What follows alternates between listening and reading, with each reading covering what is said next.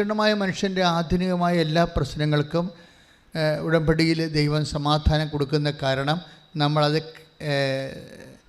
എല്ലാം തരംതിരിച്ച് section by സെക്ഷനായിട്ടാണ് up ചെയ്യണത്. ഇപ്പോൾ കഴിഞ്ഞ ദിവസം അപ്പ് ചെയ്തത് ഗാട്ടാ ഗുസ്തിക്കാരത്തിയാണ്. ഗാട്ടാ ഗുസ്തിക്കാരത്തിയുടെ സാക്ഷ്യമാണ് അപ്പ് ചെയ്തിരിക്കുന്നത്. അപ്പോൾ അത് എന്താ കാര്യം, ആ മേഖലയിൽ സ്പോർട്സിൻ്റെ മേഖല നമുക്കറിയാമല്ലോ. ദൈവത്തിന് ഇന്ന മേഖലയെന്നില്ല. ദൈവത്തിന് എല്ലാ മേഖലയും ദൈവത്തിൻ്റെ മേഖലയാണ്. എല്ലാ മേഖലയും ദൈവത്തിന് പ്രത്യേകം കൽപ്പന തന്നിട്ട് ഇന്നത് ചെയ്യരുതെന്ന് പറഞ്ഞിരിക്കുന്ന വിഷയം ഒഴിച്ച് ബാക്കി എല്ലാ മേഖലയും ദൈവത്തിൻ്റെ മേഖലയാണ്. അപ്പോൾ എല്ലാ മേഖലയും ദൈവത്തിൻ്റെ മേഖലയാണ്. അതിനകത്ത് തിന്മ ചെയ്യാനുള്ള പ്രവണത മനുഷ്യനുള്ളത് കാരണമാണ് തിന്മയുടെ ചില ചാപ്റ്റർ തന്നിട്ട് അതൊഴിച്ച് എന്ന് പറയണത്. ഇപ്പോൾ വ്യഭിചാരം എല്ലാ മേഖലയും ദൈവത്തിൻ്റെ മേഖലയാണെന്ന് പറയുമ്പോൾ നിങ്ങൾ പറയും വ്യഭിചാരം ചെയ്യാവില്ല, പറ്റത്തില്ല. കക്കാവ പറ്റത്തില്ല. അതെന്താ കാരണം എന്ന് വെച്ച് കഴിഞ്ഞാൽ അതെല്ലാം വിശുദ്ധിയുടെ വിഷയമാണ്. എന്താ പ്രോബ്ലം വെച്ച് കഴിഞ്ഞാൽ എന്തുകൊണ്ട് ചെയ്യാൻ പാടില്ല എന്ന് വെച്ച് കഴിഞ്ഞാൽ എന്തുകൊണ്ടാണ് ഇതൊക്കെ പാപമാകുന്നത് എന്ന് വെച്ചാൽ അത് കർത്താവിൻ്റെ വചനത്തിന് വിരുദ്ധമാണ്. കർത്താവിൻ്റെ വചനം എന്താണെന്ന് ചോദിച്ചു കഴിഞ്ഞാൽ നമ്മൾക്ക് എപ്പോഴും മനസ്സിലാകുന്ന വചനം, ഇപ്പോൾ നമ്മൾ 10 കൽപ്പനകൾ, ഇപ്പോൾ കഴിഞ്ഞ ഇത് രാവിലെ ഒരു പ്രശ്നമുണ്ടായി. രാവിലെ ബഹുമാനയുടെ അച്ഛൻ കുർബാന അർപ്പിച്ചുകൊണ്ടിരിക്കുകയായിരുന്നു, പ്രഭു അച്ഛൻ. അപ്പോൾ പ്രഭു അച്ഛൻ കുർബാന അർപ്പിച്ച് കൊണ്ടിരിക്കുന്ന സമയത്ത് ഞാൻ കുർബാന സ്വീകരിച്ചു.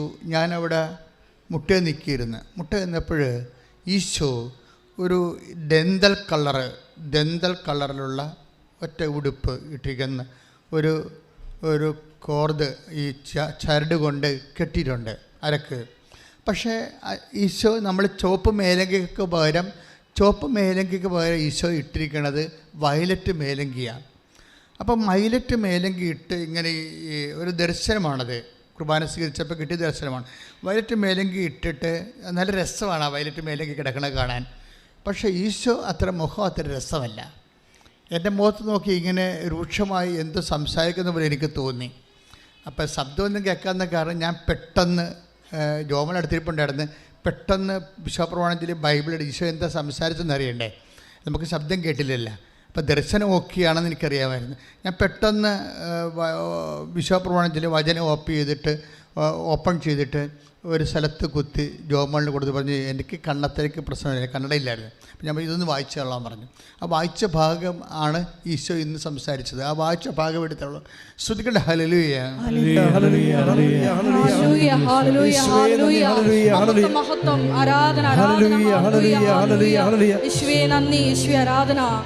ജോയൽ 2:17. ആ ജോയൽ 2:17 ആണ് ഇപ്പോൾ കുത്തിയപ്പോൾ കിട്ടിയത്. ആ സമയത്ത് വായിച്ചോളൂ.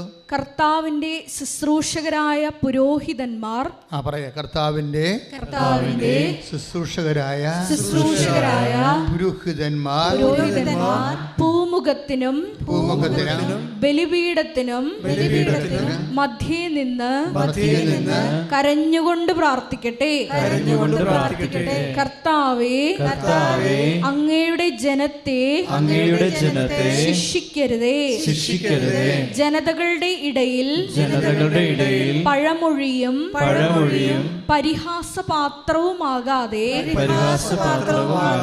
അങ്ങയുടെ അവകാശത്തെ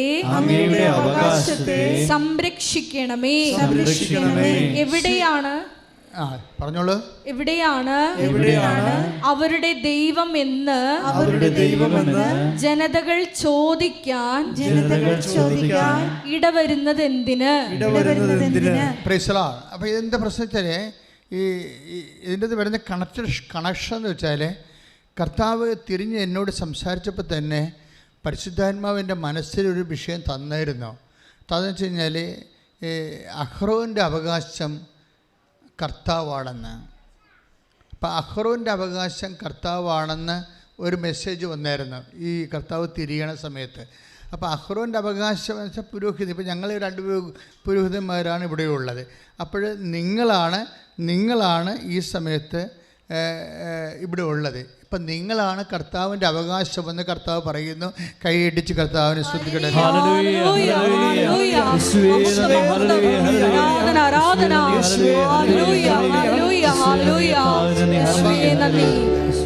നിങ്ങളുടെ വിശുദ്ധീകരണത്തെക്കുറിച്ചാണ് പറയണത്. പുരോഹിതൻ ബലിപീഠത്തിനും ഭൂമുഖത്തിനും എതിരെ നിന്നുകൊണ്ട് ജനങ്ങളുടെ വിശുദ്ധീകരണത്തിന് വേണ്ടി കരഞ്ഞ് ദൈവത്തോട് പ്രാർത്ഥിക്കട്ടെ എന്നാണ് പറയണത്. അത് ഞാൻ പിന്നീട് എപ്പോഴെങ്കിലും ഈ ധ്യാനത്തിൽ പറയാമെന്ന് വിചാരിച്ച് ഇരിക്കുകയായിരുന്നു. പക്ഷേ ധ്യാനത്തിൻ്റെ ആദ്യത്തിൽ തന്നെ പരിശുദ്ധാത്മാവ് ഡൈവേർട്ട് ചെയ്യണം കണ്ടില്ലേ?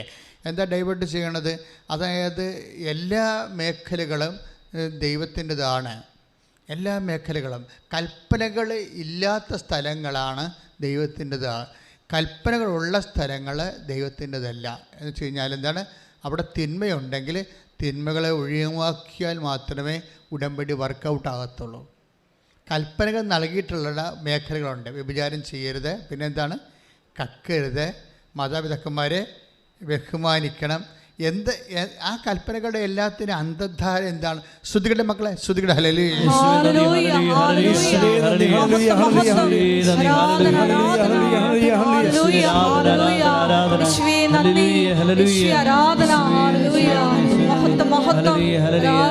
എന്താണെന്ന് അറിയണം. അല്ല, വ്യഭിചാരം ചെയ്യരുത്, കൊല്ലരുത്, മോഷ്ടിക്കരുത് എന്ന് പറയുമ്പോൾ ആ ഫങ്ഷൻ അങ്ങ് ഒഴിവാക്കുകയല്ല പ്രശ്നം. അതിൻ്റെ അടിസ്ഥാനം എന്താണ്? ലെവയ പുസ്തകം 20:7. ശ്രുതികട്ടെ ഹല്ലേലൂയ.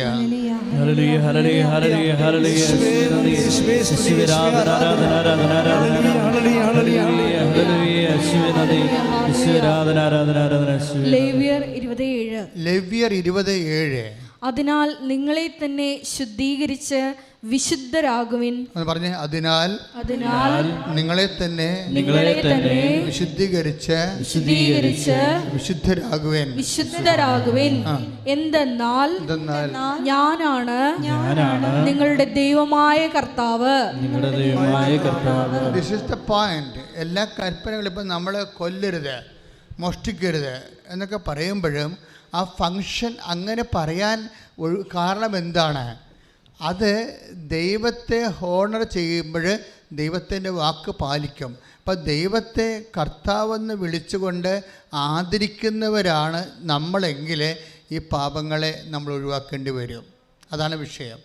അതുകൊണ്ടാണ് നമ്മൾക്കറിയാം ലേവ്യർ 10:19-36. ശ്രുതികട്ടെ ഹല്ലേലൂയ.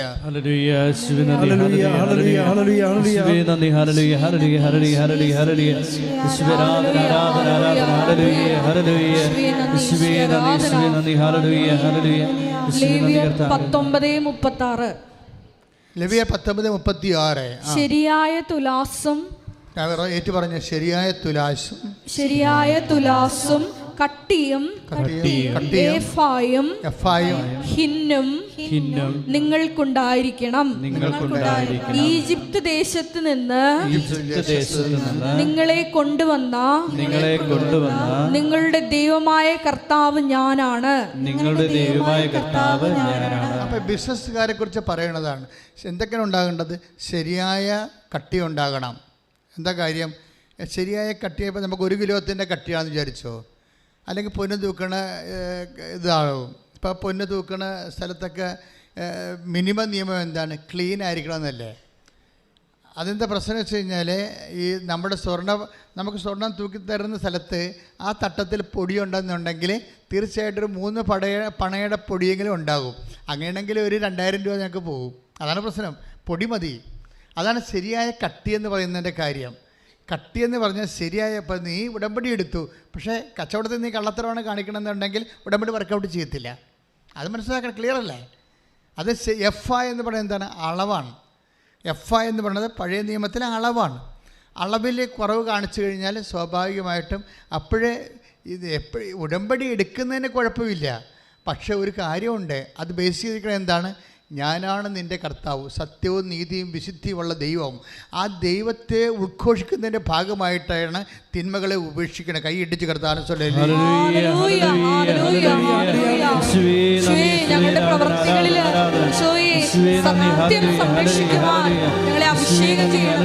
പ്രായം ചെന്ന് നരച്ചവരുടെ മുൻപിൽ ആദരപൂർവം എഴുന്നേൽക്കുകയും അവരെ പ്രായം ചെന്ന നരച്ചവരുടെ മുമ്പിൽ ആദരവോടെ എഴുന്നേൽക്കുകയും അവരെ ബഹുമാനിക്കുകയും വേണം.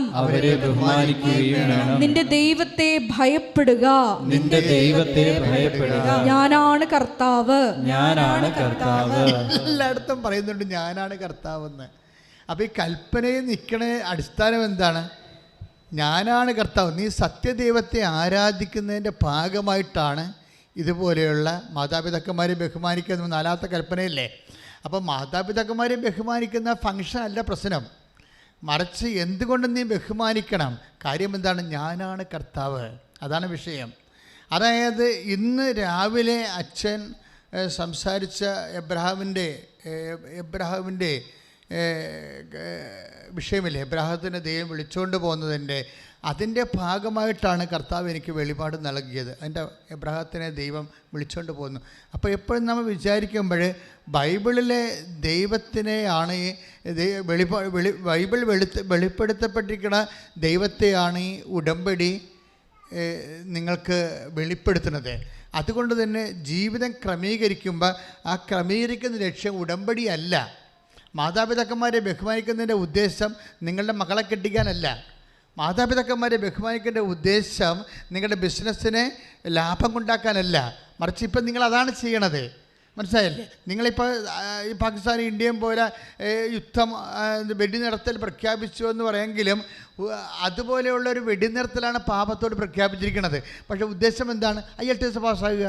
അതാണ് പ്രശ്നം. അതല്ല ഉദ്ദേശം. നിങ്ങളൊരു തിന്മ ഉപേക്ഷിക്കുമ്പോൾ അതിൻ്റെ ഉദ്ദേശം നിങ്ങളുടെ നിയോഗങ്ങളല്ല എന്ന ഈശോ ഇപ്പോൾ പറയണത്. എന്താണ്? ഞാനാണ് കർത്താവ്. കർത്താവിൻ്റെ വചനം പാലിച്ചുകൊണ്ട് ദൈവത്തെ നിങ്ങൾ സ്വീകരിക്കുന്നതാണ് വചനം നിർവർത്തിക്കുന്നതിൻ്റെയും വിശുദ്ധി പാലിക്കുന്നതിൻ്റെയും അടിസ്ഥാന ലക്ഷ്യമെന്ന് പറയുന്നത്. കൈയിടിച്ച് കർത്താവിനെ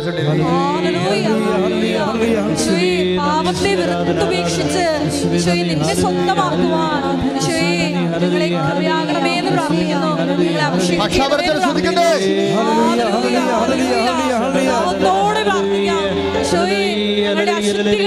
തിന്മകള് ഉപേക്ഷിക്കുവാൻ നിന്നെ സ്വന്തമാക്കുവാൻ ഞങ്ങളെ അഭിഷേകം ചെയ്യണമേ. ഹല്ലേലൂയ, ഹല്ലേലൂയ, മഹത്വം, മഹത്വം, ആരാധന, ആരാധന, ഹല്ലേലൂയ. പരിശുദ്ധ പരമദിവ്യകാരുണ്യത്തിന് സന്തോഷത്തോടെ സ്നേഹത്തോടെ പരിശുദ്ധ പരമദിവ്യകാരുണ്യത്തിന് വിശ്വാസത്തോടെ പ്രത്യാശയോടെ പരിശുദ്ധ പരമദിവ്യകാരുണ്യത്തിന് നിൻഹിതം പോലെ ശ്രദ്ധിക്കട്ടെ. ഹല്ലേലൂയ,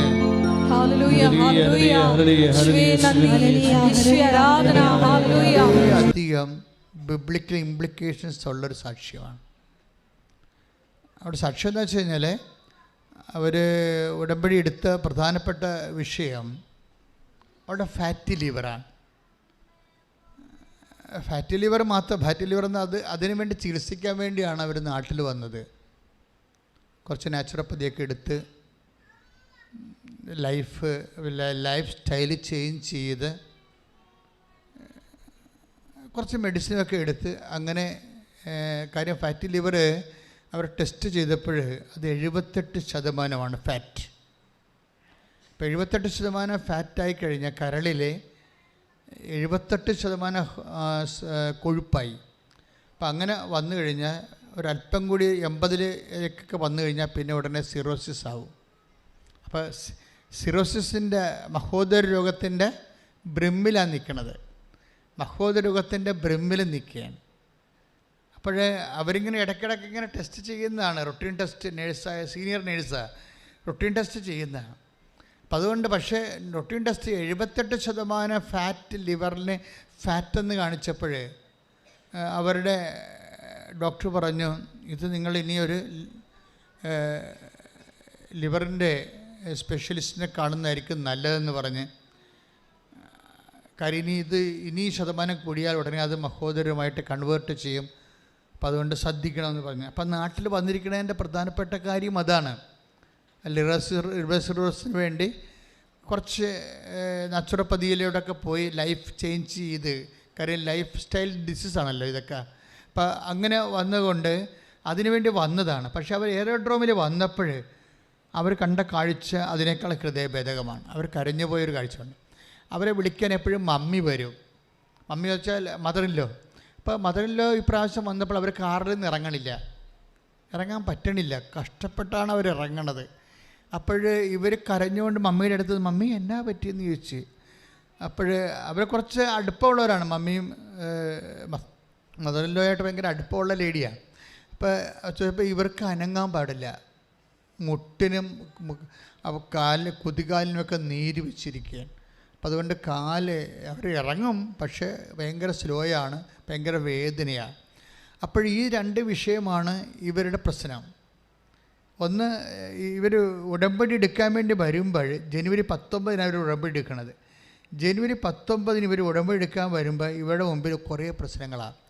ഒന്ന്, ഹസ്ബൻഡ് എന്താ പ്രോബ്ലംസ് ഉണ്ട്, ജോലി പ്രശ്നമുണ്ട്, കുഞ്ഞിൻ്റെ പ്രശ്നമുണ്ട്, 2 പ്രശ്നമായില്ലേ, 6 പ്രശ്നമല്ലേ വെക്കാൻ പറ്റത്തുള്ളൂ. ഇനി ഏറ്റവും വലിയ പ്രശ്നം അനിയത്തിക്ക് വീടില്ല. കുറേ നാളായിട്ട് അവർ വീടിന് വേണ്ടി ട്രൈ ചെയ്യുന്നതാണ്. അനിയത്തിക്ക് വീടില്ല. അപ്പോൾ ഇതെല്ലാം വിഷയം വെച്ച് ഇവർ ഉടമ്പടി എടുക്കാൻ വേണ്ടി മുകളിൽ കയറി അങ്ങനെ ഇരുന്ന് ഇവരെല്ലാം എഴുതി കഴിഞ്ഞപ്പോൾ കാര്യം ഈ ലിവർ സിറോസിസ് എഴുതണമെന്ന് ഓർത്ത്, പക്ഷേ അപ്പോൾ അത് 7 കാര്യമാകും. അതാണ് എൻ്റെ പ്രശ്നം. ലിവർ സിറോസിസ് കൂടി എഴുതിയാൽ 7 കാര്യമായി പോകും. അപ്പോൾ 7 കാര്യമായി കഴിഞ്ഞാൽ അപ്പോൾ അതിൻ്റെ അകത്തുനിന്ന് അവർ നോക്കിയിട്ട് ഹസ്ബൻഡ് മാറ്റാൻ പറ്റത്തില്ല, ജോലി പ്രശ്നമാണ്, കുഞ്ഞിൻ്റെ രോഗമാണ്, അത് മാറ്റാൻ പറ്റത്തില്ല, അമ്മായിയമ്മയുടെ പെരുമുട്ട് വേദനയാണ്, അവർക്ക് നടക്കാൻ പറ്റത്തില്ല, അത് മാറ്റാൻ പറ്റത്തില്ല. പിന്നെ വേറെ ഒരു കാര്യമുണ്ട്, മാറ്റാൻ പറ്റാത്ത കുറേ കാര്യം കൂടിയുണ്ട്, അപ്പോൾ അത് മാറ്റാൻ പറ്റത്തില്ല. അപ്പോൾ ഇങ്ങനെയെല്ലാം എടുത്തിട്ട് പിന്നീടുള്ളത് അനിയത്തിയാണ്. അപ്പോൾ അനിയത്തിയുടെ ഒരു പ്രശ്നം, അവർക്ക് വീടില്ല, കുറേ വർഷങ്ങളായിട്ട് വീടില്ല. പക്ഷേ അത് മുകളിൽ ക്ലാസ് കൂടിക്കൊണ്ടിരുന്നപ്പോൾ ഇവർ താഴെ നിന്നെല്ലാം എഴുതിയായിരുന്നു. ഫാറ്റി ലിവർ ഒഴിച്ച് ബാക്കി ഫാറ്റി ലിവർ എഴുതാൻ പറയുമ്പോൾ അതൊക്കെ തന്നെ 6 കാര്യങ്ങളായത് കാരണം ഫാറ്റി ലിവറിൻ്റെ സൗഖ്യപ്പെടാൻ വേണ്ടിയാണ് അവർ ഉടമ്പടി എടുക്കാൻ വന്നതും ഈ ചികിത്സയ്ക്ക് വന്നതൊക്കെ അതിൻ്റെ ഉദ്ദേശമാണ്. പക്ഷേ അത് എഴുതാൻ പറ്റണില്ല. അതിനേക്കാൾ സീരിയസ് ആയിട്ടുള്ള വിഷയങ്ങളൊക്കെ ഉള്ളത് കാരണം അത് എഴുതാൻ വിട്ടുപോയതെല്ലാം എഴുതാൻ പറ്റാതെ വന്നു. സ്പേസ് ഇല്ല, 6 കാര്യമല്ലേ എഴുതാൻ പറ്റത്തുള്ളൂ. അപ്പോൾ അവർ ക്ലാസ് കേട്ടുകൊണ്ടിരിക്കുന്ന സമയത്ത് അവർക്കൊരു മാനുഷികമായ ചിന്ത വന്നതാണ് പറയണത്. കാര്യം എന്താ, അനിയത്തിയുടെ വീട് അനിയത്തിക്ക് എപ്പോഴായാലും കിട്ടും, അതാണ് വിഷയം. അനിയത്തിയുടെ വീട് അനിയത്തിക്ക് എപ്പോഴായാലും കിട്ടും. അത് വേണമെങ്കിൽ വെട്ടിയിട്ട് എൻ്റെ ഫാറ്റ് ലിവർ എഴുതിയാൽ എന്താണ് എന്നവർ ചിന്തിച്ചു പോയി. കാര്യം അവർ ഫാറ്റ് ലിവർ ഇപ്പോൾ മോശമായ കണ്ടീഷനിൽ നിൽക്കണമല്ലോ. അപ്പം അനിയത്തിൻ്റെ വീട് മാറ്റിയിട്ട് ഫാറ്റി ലിവർ എഴുതാം എന്ന് പറഞ്ഞുകൊണ്ട് എങ്ങനെ എഴുതിക്കൊണ്ട് അപ്പോൾ ഉടനെ ഈശോയുടെ കൺസെൻറ്റ് ചോദിച്ചു. അപ്പോൾ അവർ എഴുതിപ്പോയതല്ലേ, ഉടമ്പടിയിൽ എഴുതിപ്പോയതാണ്, ഉടമ്പടി ചെയ്തിട്ടില്ല, എഴുതിപ്പോയതാണ്. അപ്പോൾ എഴുതിപ്പോയ കാര്യങ്ങൾ ഇനി അത് അനിയത്തിയുടെ വീടിൻ്റെ കാര്യം വെട്ടണോ എന്നിട്ട് ഇത് എടുക്കാൻ വേണ്ടി ഈശോയുടെ കൺസെൻറ്റ് ചോദിച്ചുകൊണ്ട് അവർ വിശ്വപ്രമാണം ചൊല്ലി ആ ഉടമ്പടി ക്ലാസ് നടക്കുമ്പോൾ തന്നെ ബൈബിൾ ഓപ്പൺ ചെയ്യും. അപ്പോൾ ബൈബിൾ ഓപ്പൺ ചെയ്തപ്പോൾ ഈശോ പറഞ്ഞത്, എൻ്റെ കൃപ, കർത്താവിൻ്റെ കൃപ ഞാൻ എല്ലാവർക്കും ആവശ്യത്തിലേറെ നൽകുന്നുവെന്ന് പറഞ്ഞു. അപ്പോഴത് ഐഡിയ ക്ലിയറായി. അപ്പോൾ കർത്താവിൻ്റെ കൃപ ഉദാരമായി എല്ലാവർക്കും കൊടുക്കുന്നു, അതാണ് അവർക്ക് കിട്ടിയ മെസ്സേജ്. ആ മെസ്സേജ് കിട്ടിയപ്പോൾ അവർക്ക് കിട്ടിയ പരിശുദ്ധാത്മാവിൻ്റെ ഒരു ഇൻറ്റ്യൂഷൻ എന്ന് പറയണത്, ഇപ്പോൾ എൻ്റെ ഫാറ്റി ലിവർ എഴുതിയില്ലെങ്കിലും കർത്താവ് ആ വിഷയത്തിൽ ഇടപെട്ടുള്ളൂ എന്നാണല്ല വചനത്തിൻ്റെ ഒരു ഫീൽ. അതാണ് നീ ഫാറ്റി ലിവർ പ്രത്യേകിച്ച് എഴുതിയില്ലെങ്കിലും എൻ്റെ കൃപ ഞാൻ എല്ലാവർക്കും സമർത്ഥമായി നൽകുന്നുവെന്നാണ്. അപ്പോൾ അത് എഴുതേണ്ട കാര്യമില്ല, അത് പ്രാർത്ഥനയിൽ നീ വെച്ചാൽ മതിയെന്ന് മാത്രമാണ്. എന്നിട്ട് അനിയത്തിൻ്റെ കാര്യം എഴുതിക്കൊള്ളാൻ പറഞ്ഞു. അപ്പോൾ തീരുമാനമായി. ഇവിടെ ഈ സൂസൻ ഡിസിൽവയുടെ ഈ ഒരു അപ്രോച്ചില്ലേ, അതൊരു പ്രധാനപ്പെട്ടതാണ്. എന്ന് വെച്ച് കഴിഞ്ഞാൽ അവർക്ക് ഓപ്ഷൻസ് ഇല്ല. 7 കാര്യങ്ങൾ വന്നുപോയി, ഒരേ പ്രാധാന്യമുള്ള 7 കാര്യങ്ങൾ വന്നു. അപ്പോൾ 7 കാര്യങ്ങളിൽ ഒന്ന് മാറ്റണമെന്നുണ്ടെങ്കിൽ ചിലരാണെങ്കിൽ ഒന്ന് വെട്ടിയിട്ട് അങ്ങനെ അപ്പം തന്നെ ഓട്ടോമാറ്റിക്കായിട്ട് ഒന്ന് വെട്ടിയിട്ട് അടുത്ത് എഴുതി വെക്കും. അവളല്ല അനിയത്തിയല്ല ഉടമ്പടി ചെയ്യണത്, ഞാനല്ല വണ്ടിക്കാറ്റും മുടക്കി ഇവിടെ വന്നത്, പിന്നെ എന്തിനാ, അപ്പോൾ ഞാനിതിനു വേണ്ടിയില്ല നാട്ടിൽ വന്നത്, ഇനി എൻ്റെ കാര്യം എഴുതാവില്ല എന്ന് പറയുമ്പോൾ അവർക്ക് പരിശുദ്ധാത്മാവ് ഉള്ളത് കാരണം ഈ സ്നേഹത്തിന് എതിരായിട്ടുള്ള കാര്യങ്ങൾ ചെയ്യിക്കത്തില്ല പരിശുദ്ധാത്മാവ് പറയും, നീ ഇപ്പോൾ ചേഞ്ച് ചെയ്യാൻ പോണില്ലേ, ഈശോയോട് ചോദിച്ചിട്ട് ചേഞ്ച് ചെയ്താൽ മതി എന്ന് പറഞ്ഞു. അതാണ് പ്രശ്നം. പരിശുദ്ധാത്മാവ് ഇല്ലെന്നുണ്ടെങ്കിൽ നമ്മൾ അനിയത്തിനെ വിട്ട് ദൂരെ കളയും. ദൂരെ നിങ്ങളുടെ ഇത് എടുത്തിട്ട് വെക്കും. ഇതുകൊണ്ട് ഈ മിനിമം ഹോളി സ്പിരിറ്റ് വെക്കണമെന്ന് പറഞ്ഞതിൻ്റെ കാര്യം ഇതാണ്. എപ്പോഴും ഒരു കാര്യം ഉടമസ്ഥാവകാശം ഉണ്ടാകണം. പരിശുദ്ധാത്മാവിൻ്റെ ഈ ഉടമസ്ഥാവകാശം ഇല്ലെന്നുണ്ടെങ്കിൽ, ഉടമസ്ഥാവകാശം പരിശുദ്ധാത്മാവിനെ ദൈവം നമുക്ക് നൽകണത്, ഒരു വിശ്വാസി നൽകണത് ഉടമസ്ഥാവകാശം എന്നാണ്. അതായത് ദൈവത്തിൻ്റെ ആളാണ് നീ, എന്നാൽ ദൈവമാണ് നിൻ്റെ ഉടമസ്ഥൻ. ആ ഒരു ഉടമസ്ഥാവകാശം സൂക്ഷിക്കേണ്ടത് കടമ നമ്മുടേതാണ്. നമുക്ക് ഉടമസ്ഥാവകാശം നമ്മൾ സൂക്ഷിച്ചില്ലെങ്കിൽ അത് ബ്ലാങ്കായിട്ട് കിടക്കത്തില്ല. അതാണ് പ്രശ്നം. കാര്യം വേറെ ആൾക്കാർ കയറി അതിൻ്റെ അകത്ത് ഉടമസ്ഥാവകാശം സ്ഥാപിക്കും. അതാണ് വിഷയം. ഇപ്പം അതായത് എഫേസ്യസ് 4:30 ശ്രദ്ധിക്കട്ടെ. ഹല്ലേലൂയ ഹല്ലേലൂയ ഹല്ലേലൂയ യേശുവേ നന്ദി. ഹല്ലേലൂയ ഹല്ലേലൂയ ഹല്ലേലൂയ ഹല്ലേലൂയ ഹല്ലേലൂയ ഹല്ലേലൂയ ഹല്ലേലൂയ ഹല്ലേലൂയ. രക്ഷയുടെ ദിനത്തിനു വേണ്ടി നിങ്ങളെ മുദ്രിതരാക്കിയ ദൈവത്തിന്റെ പരിശുദ്ധാത്മാവിനെ വേദനിപ്പിക്കരുത്. രക്ഷയുടെ ദിനത്തിന് വേണ്ടി നിങ്ങളെ മുദ്രിതരാക്കിയത് മലയാളം വെർഷനാണ്. അതിൻ്റെ ഓണർഷിപ്പ് എന്നാണ് ഇംഗ്ലീഷ് വേർഷനിൽ കിടക്കുന്നത്. അത് ഞാൻ ഉടമസ്ഥത എന്ന് പറയാൻ കാര്യം. മുദ്രിതമാക്കുമ്പോൾ നമുക്കറിയാം, രക്ഷയുടെ ദിനത്തിന് വേണ്ടി ഒരു മനുഷ്യനെ ദൈവം ഉടമസ്ഥതയിൽ കൊണ്ടുവരികയാണ് നമ്മുടെ. അപ്പം മിനിമം ഇപ്പോൾ ഈ ഡിസ്ലിവായുടെ വിഷയമെന്ന് പറയണത് അവർക്ക് പരിശുദ്ധാത്മാവിൻ്റെ ഉടമസ്ഥതയിലാണ് അവരെ. അതുകൊണ്ടാണ് സ്വന്തം വിഷയം മാനസികമായി ചിന്തിച്ചപ്പോൾ സ്വന്തം ലിവറിൻ്റെ സൗഖ്യമല്ലേ പ്രധാനപ്പെട്ടത്, അനിയത്തിൻ്റെ വീട് എപ്പോഴായാലും കിട്ടുമല്ലോ എന്ന് ചിന്തിച്ച് സഹോദര സ്നേഹത്തിനെതിരെ സ്വന്തം വിഷയം ചിന്തിച്ചപ്പോൾ ഉടനെ അറ്റാക്ക് വന്ന് കണ്ടില്ലേ. അതാണ് പരിശുദ്ധാത്മാവിൻ്റെ സാന്നിധ്യം എന്ന് പറയണത്. പരിശുദ്ധാത്മാവ് നിങ്ങളുടെ ഉള്ളിലില്ലെങ്കിൽ അപ്പത്തേനെ നിങ്ങൾ അനിയത്തിനെ വെട്ടി ദൂരെ കളയും, എന്നിട്ട് നിങ്ങളുടെ കാര്യം എഴുതി വെക്കും. അതാണ് പ്രശ്നം. ആധ്യാത്മികത എന്ന് പറയുന്നത് സൂക്ഷ്മതയാണ്. ശരിക്കും പറഞ്ഞാൽ അത് എപ്പോഴും നയിക്കപ്പെടേണ്ടത് പരിശുദ്ധാത്മാവിൻ്റെ കൃപാവരങ്ങളിലാണ്. ഒന്ന് പ്രാർത്ഥിച്ച്, കർത്താവായ ദൈവമേ, പരിശുദ്ധാത്മാവിന്റെ ഉടമസ്ഥതയിലെ ജീവിക്കാൻ ആവശ്യമായ ജീവിത വിശുദ്ധിയിലൂടെ എന്നെ അഭിഷേകം ചെയ്യണമേ. ശ്രദ്ധിക്കട്ടെ.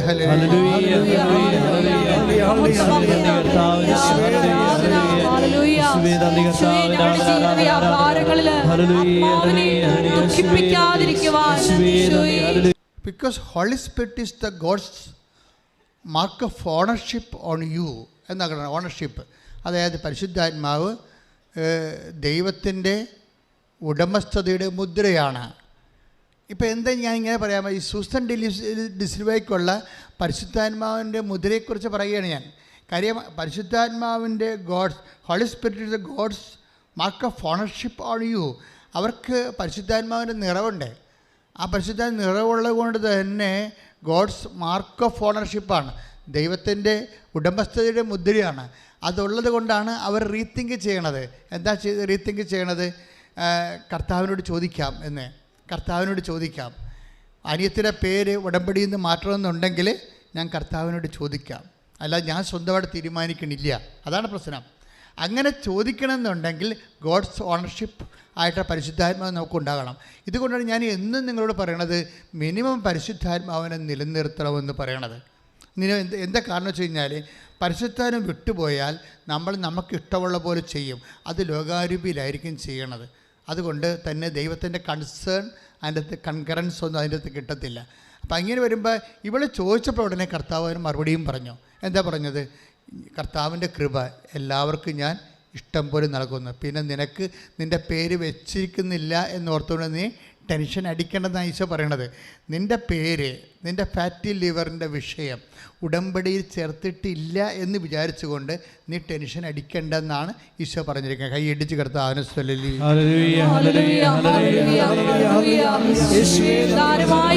സന്നിധിയിലാണ് ഇരിക്കുന്നത്. ദൈവസന്നിധിയിൽ സ്നേഹത്തോടെ ഇരിക്കുന്നുവെന്ന് നീ തിരിച്ചറിഞ്ഞാൽ തന്നെ നിനക്ക് അവിടെ വെച്ച് വിടുതലും സൗഖ്യവും ഉണ്ടാവും. പ്രാർത്ഥിക്കണമെന്ന് പോലില്ല. ദൈവസന്നിധിയിൽ സ്നേഹത്തോടെ ആണ് ഞാനിവിടെ സാന്നിധ്യം നൽകുന്നത്. ദൈവത്തിൻ്റെ സ്നേഹത്തിൻ്റെ ഒരു വലയത്തിലാണ് ഞാൻ എന്ന് തിരിച്ചറിയുമ്പോൾ തന്നെ സൗഖ്യം ഉണ്ടാവും. കാര്യം അനുഭവം ഒക്കെ ഉണ്ടാകുന്നത് അറിവിൽ നിന്നാണ്. അറിവിൻ്റെ ഏറ്റവും നിലവാരമുള്ള അറിവ് തിരിച്ചറിവാണ്. ദൈവസന്നിധിയിലാണ് നിൽക്കുന്നതെന്നുള്ളത് ആത്മാഭിഷേകത്തോടെ ഒരു തിരിച്ചറിവാണ് നമുക്കുണ്ടാവേണ്ടത്. ഇപ്പം ഞാനെന്തുകൊണ്ടാണ് ഈ സൂസൻ ഡിസിൽവായെ അവതരിപ്പിക്കണം ചോദിച്ചു കഴിഞ്ഞാൽ, ഇവരിലൂടെ ഉണ്ടാകുന്ന ഒരു സൈലൻറ്റ് പരിശുദ്ധാത്മാവിൻ്റെ ഒരു നിറവ് നമുക്കത് വളരെ ടഞ്ചബിളായിട്ട് മനസ്സിലാകും. ആ സാക്ഷ്യം കേൾക്കുമ്പോഴേ അവർക്കത് മനസ്സിലായിട്ടുള്ളതെന്ന് അറിയത്തില്ല, പക്ഷേ അത് സ്കാൻ ചെയ്യുമ്പോൾ നമുക്കത് മനസ്സിലാവും. കാര്യം അല്ലെങ്കിൽ കർത്താവ് ആ സമയത്ത് ഓട്ടോമാറ്റിക്കായിട്ട് അവർ ലോകാരൂപിയിലോ മനുഷ്യാരൂപിയിലാണ് നയിക്കപ്പെട്ടിരുന്നെങ്കിൽ ഓട്ടോമാറ്റിക്കായിട്ട് 78% ദാറ്റ് മീൻസ് ബ്രിമ്മിൽ നിൽക്കുകയാണ്. അതായത് ലിവർ സിറോസിൻ്റെ ബ്രിമ്മിൽ നിൽക്കുന്ന ഒരാൾ, അവർ അതിനുവേണ്ടിയാണ് ചികിത്സയ്ക്ക് വേണ്ടി വന്നത്, അതിനുവേണ്ടിയാണ് ഉടമ്പടി എടുക്കാൻ വന്നത്. പക്ഷെ മറ്റുള്ള അപ്പൻ്റെയും അമ്മയുടെയും അമ്മായിയമ്മയുടെയും കുഞ്ഞിൻ്റെയും ഭർത്താവിൻ്റെയും കാര്യങ്ങളൊക്കെ അനിയത്തിൻ്റെയും കാര്യം ഓർത്തപ്പോൾ ഇത് വിട്ടുപോയതാണ് ശരിക്കും. പക്ഷേ അത് ക്ലാസ്സിൽ ചെന്നപ്പോൾ അത് ഓർത്ത് വീണ്ടും അവരെ ഓർത്തപ്പോൾ അവർക്ക് അത് വെട്ടാൻ തോന്നണില്ല. വെട്ടാൻ തോന്നണ മുമ്പ് ഈശോയോട് ചോദിക്കാമെന്ന് വിചാരിച്ചപ്പോൾ ആ ചോദിക്കാമെന്ന് വിചാരിച്ചതാണ് പരിശുദ്ധാത്മാവിൽ അവരിലുണ്ടെന്നതും രക്ഷയുടെ ദിനത്തിനായി അവരെ മുദ്രപ്പെടുത്തുന്ന ഒരു പരിശുദ്ധാത്മാവിൻ്റെ നിറവ് അവരിൽ നമുക്ക് തിരിച്ചറിയാൻ കഴിയണത്. ഇതേ ഒരു സ്റ്റാൻഡേർഡിലേക്കും സ്റ്റാറ്റസിലേക്കും ഒക്കെ നമ്മൾ ഡെവലപ്പ് ചെയ്ത് വരാൻ വേണ്ടി സ്തുതിക്കേണ്ട. ഹല്ലേലൂയ.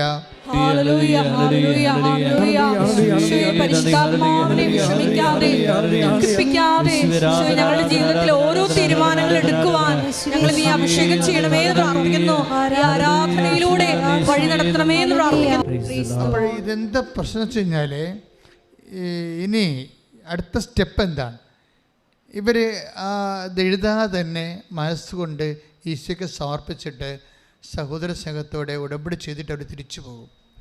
തിരിച്ചു പോകുന്നത് ഒരു നാച്ചുറോപ്പതി ഹോസ്പിറ്റലിലേക്കാണ് തിരിച്ചു പോണത്. ആ നാച്ചുറോപ്പതി ഹോസ്പിറ്റലിൽ അവർ തിരിച്ചു ചെന്നിട്ട് അവരവിടെ സ്കാനിങ്ങും ടെസ്റ്റിങ്ങും ലാബും ഒന്നുമില്ല, നാച്ചുറോപ്പതിയാണ് അവിടെ ഉള്ളത്. പക്ഷേ ഇവർ ഡോക്ടറിനോട് പറയും, ഡോക്ടറെ എൻ്റെ മെഡിക്കൽ സ്റ്റാറ്റസ് ഒന്ന് നോക്കണം, ടെസ്റ്റ് ചെയ്യണം. കാര്യം ഇവിടെ നിന്ന് ഞാൻ ചികിത്സ എടുത്താലും ഇത് കഴിയുമ്പോൾ എന്ത് ഗ്രോത്ത് ഉണ്ടായെന്ന് ഞാൻ അറിയണമല്ലോ എനിക്ക്. അപ്പോൾ ഇവർ ഉടമ്പടി എടുത്തിരിക്കണത് എന്നാണ്? ജനുവരി 19. ഇവർ മെഡിക്കൽ ഇവർ നാച്ചുറോപ്പതി ചെന്നിരിക്കണത് എന്നാണ്? ജനുവരി 23. അപ്പോൾ ഡോക്ടറിനോട് പറയാം അവർ എൻ്റെ മെഡിക്കൽ സ്റ്റാറ്റസ് എടുക്കണം. കാര്യം ഞാനിവിടെ 2 ആഴ്ചത്തെ ചികിത്സ കഴിയുമ്പോൾ എന്ത് ഗ്രോത്ത് എന്ത് ഡിഫറൻസ് ഉണ്ടായെന്ന് എനിക്കറിയാൻ വേണ്ടിയാണെന്ന് പറഞ്ഞ് ഡോക്ടർ പറഞ്ഞു ഓക്കെ യു ടേക്ക് എന്ന് പറയും. ഉടനെ അവർ എടുക്കുമ്പോൾ അവർ കാണുന്നൊരു ഞെട്ടിപ്പിക്കുന്ന സത്യമുണ്ട്. എന്താണ് കാര്യം? 78% ഉണ്ട് ലിവർ സിറോസിസ്, അത് 0 ആയിരിക്കണം. കൈ ഇടിച്ച് കിടത്താൻ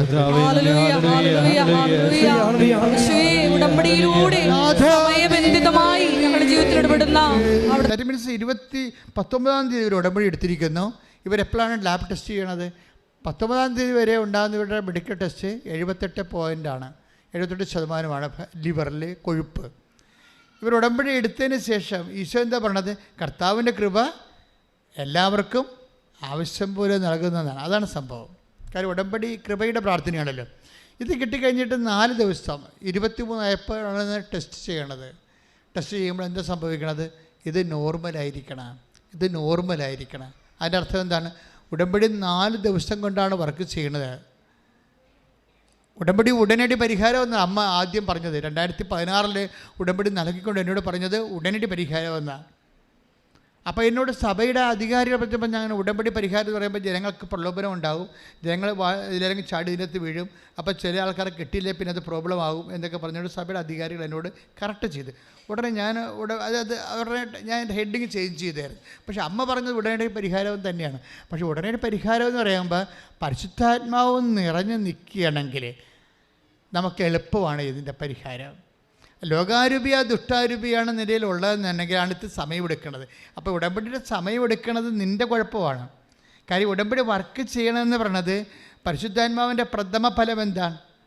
പരിശുദ്ധാത്മാവിൻ്റെ പ്രഥമ ഫലം സ്നേഹമാണ്, അല്ലേ? അത് ഉറക്കല്ലേ? കാര്യം പരിശുദ്ധാത്മാവിൻ്റെ ഇപ്പോൾ ഗലാത്യർ 5:22 സ്തുതിക്കട്ടെ. ഹല്ലേലൂയ.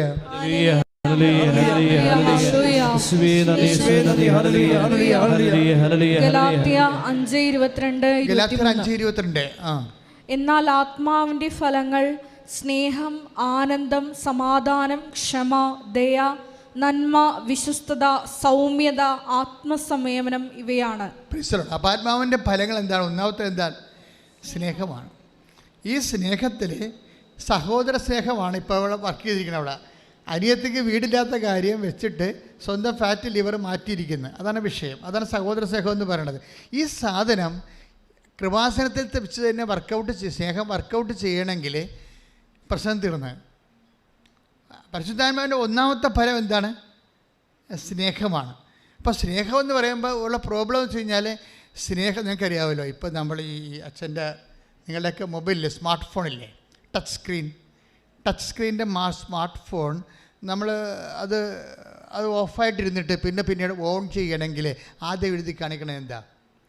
ടച്ച് സ്ക്രീനിൻ്റെ സ്മാർട്ട് ഫോൺ ഓഫായിരുന്നിട്ട് പിന്നെ നമ്മൾ ഓൺ ചെയ്യണമെങ്കിൽ ആദ്യം എഴുതി കാണിക്കണത് എന്താണ്? ആൻഡ്രോയിഡ് എന്നല്ല പറഞ്ഞത്. എന്താ പറയണത്? ഇത് powered by Android, secured by Knox. രണ്ട് സോഫ്റ്റ്വെയറാണ്. അപ്പോൾ ആൻഡ്രോയിഡ് എന്ന് പറഞ്ഞ സോഫ്റ്റ്വെയർ വഴിയാണ് ഇത് പവർ ചെയ്യണതെന്നാണ്. ഞാൻ ഇപ്പോൾ ഇത് പറയാൻ കാര്യം എന്തറിയാവോ? ഉടമ്പടി, മരിയൻ ഉടമ്പടി പവേഡ് ബൈ എന്താണ് അതറിയണം ആദ്യം. മരിയൻ ഉടമ്പടി എന്ന് പറയുന്ന സംഭവം അത് പവേഡ് ചെയ്യും. ഇപ്പോൾ അവർക്ക് പവറായല്ല, അത് പവേഡ് ബൈ എന്താണ്? പരിശുദ്ധാത്മാവിൻ്റെ ഫലങ്ങളാണ്. അതാണ് വിഷയം. പരിശുദ്ധാത്മാവിൻ്റെ ഫലങ്ങളിലാണ് ഇത് പവറാകണത്. രണ്ട് രീതിയിൽ മരിയൻ ഉടമ്പടി പവേഡാവും. Powered by fruit of the holy spirit, powered by Marian spirituality. രണ്ടും ശരിയാണ്.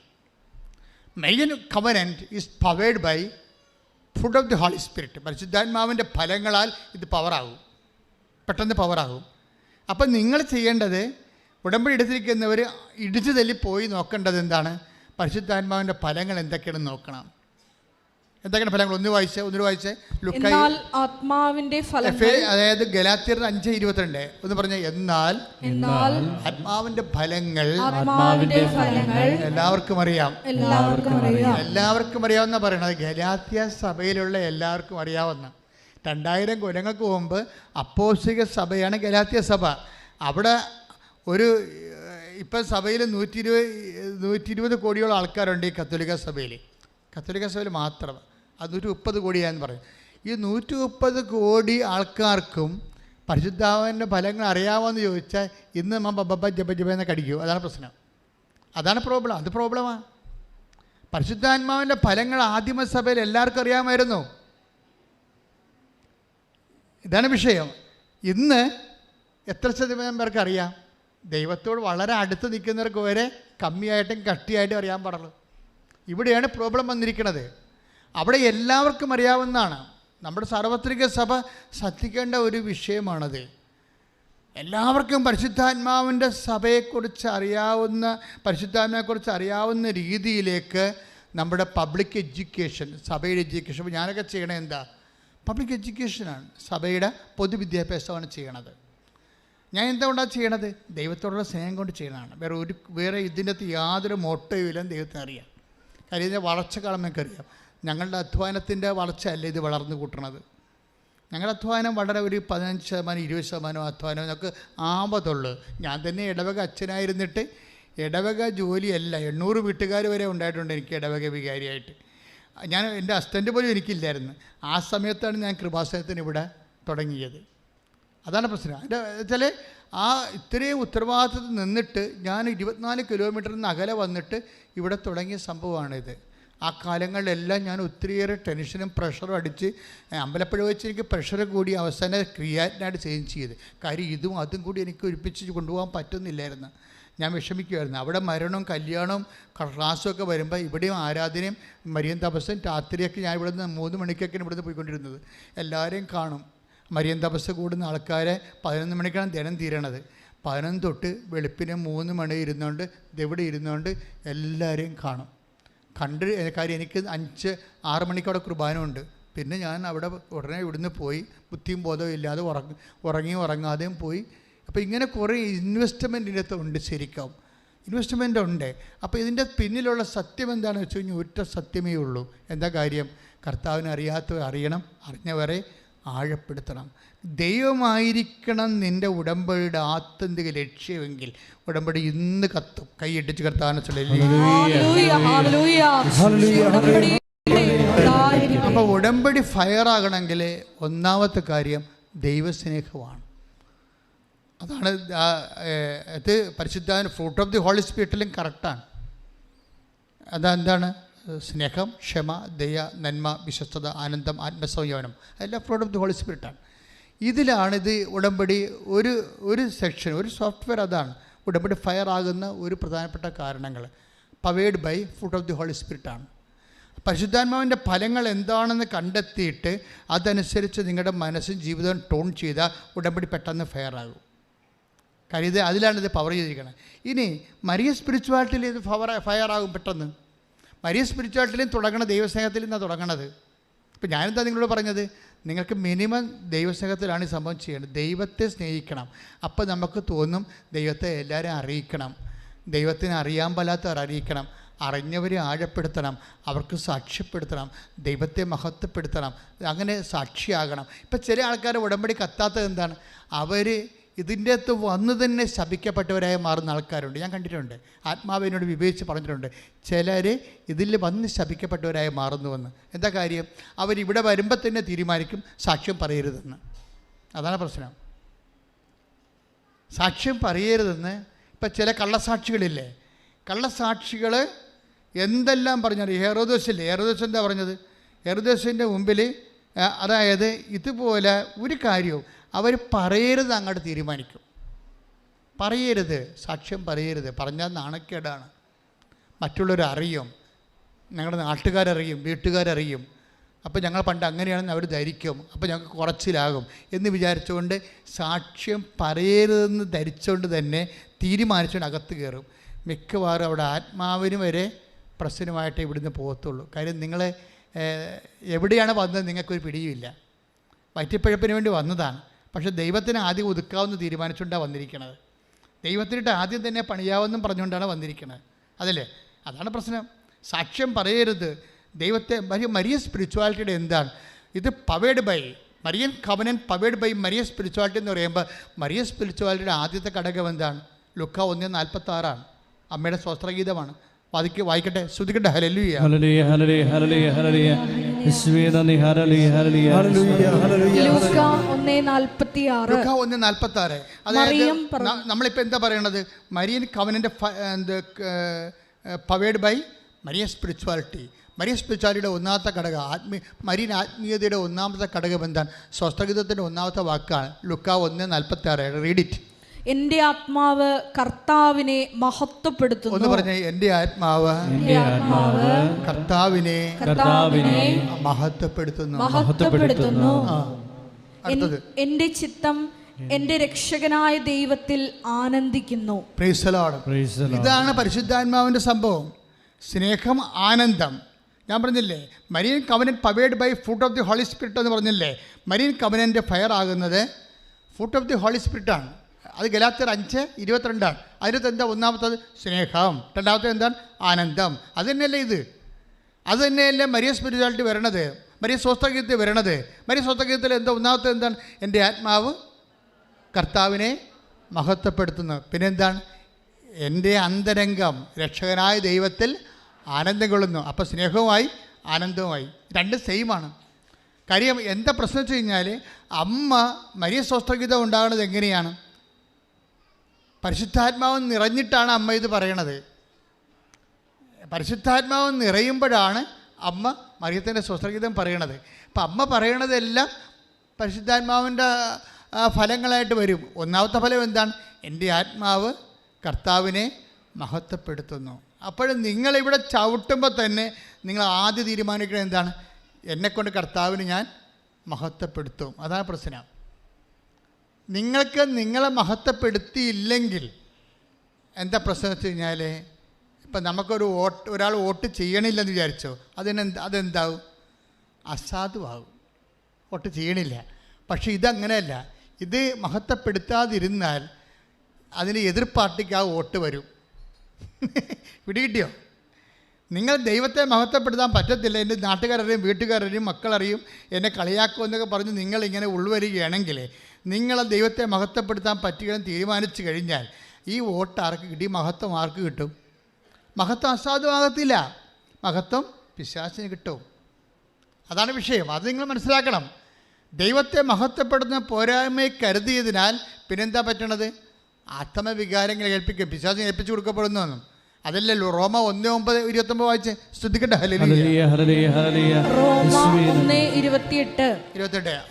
ദൈവത്തെ അംഗീകരിക്കുന്നത് പോരായ്മയായി അവർ കരുതിയത് നിമിത്തം. ദൈവത്തെ അംഗീകരിക്കുന്നത് പോരായ്മയായി തങ്ങളുടെ ജീവിതത്തിൽ ദൈവം പ്രവർത്തിച്ചു എന്ന് അംഗീകരിക്കുന്നത് പോരായ്മയെ കരുതിയാൽ ഉള്ള കുഴപ്പം എന്താണ്? അധമ വികാരത്തിനും അനുചിത പ്രവർത്തികൾക്കും ദൈവം അവരെ വിട്ടുകൊടുത്തു. അപ്പം പിന്നെ ദൈവത്തിൻ്റെ അടുത്ത് ഒരു കിട്ടുന്നില്ലെങ്കിൽ ഈ സാധനത്തെ വിട്ടുകൊടുക്കും. അത് പണ്ടുപോലെയുള്ള പരിപാടിയാണത്. വെറുതെ വന്നെന്തിനാ പണി മേടിക്കണത്? അതിനെ ഞാൻ ചോദിക്കണത്. ഞാൻ എല്ലാ ദിവസവും ക്ലാസ്സിലൊക്കെ പറയും, ആലപ്പുഴ വന്ന് പണി മേടിക്കരുത് കേട്ടോ, വീട്ടിലിരിക്കാൻ പറ്റില്ല ചോദിക്കും. ഉള്ള വണ്ടിക്കാശുകളിൽ ലാഭമാണല്ലോ എന്ന് ഞാൻ പറയും. എന്താ കാര്യം വെച്ച് കഴിഞ്ഞാൽ ഇവിടെ വരുമ്പോൾ സത്യദൈവത്തെ കാണും. ചുമ്മാ കണ്ടെന്നും പറഞ്ഞുകൊണ്ടെങ്കിൽ സിനിമ കണ്ടടിച്ചും തിട്ടിക്കരിങ്കിൽ ഇറങ്ങിപ്പോണ പോലെ ഇറങ്ങിപ്പോകാൻ പറ്റത്തില്ല. നിങ്ങൾ കണ്ടെങ്കിൽ കണ്ടത് സാക്ഷ്യം വഹിക്കണം. കണ്ടത് എന്തിനു വേണ്ടിയാണെന്ന് ബൈബിൾ പറയുന്നുണ്ട്. ഞങ്ങൾ കണ്ടത് take the bed of God. ശ്രദ്ധിക്കട്ടെ. ഹല്ലേലൂയ ഹല്ലേലൂയ ഹല്ലേലൂയ ഹല്ലേലൂയ ഹല്ലേലൂയ. 1:1 ശ്രദ്ധിക്കട്ടെ. ഹല്ലേലൂയ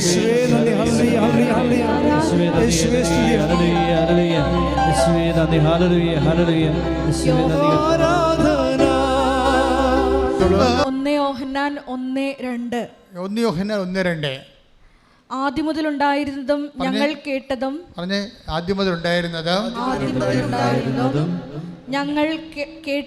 ഞങ്ങൾ കേട്ടതും സ്വന്തം കണ്ണുകൊണ്ട് കണ്ടതും സൂക്ഷിച്ചു വീക്ഷിച്ചതും കൈകൊണ്ട് സ്പർശിച്ചതുമായ ജീവന്റെ വചനത്തെ പറ്റി ഞങ്ങൾ അറിയിക്കുന്നു.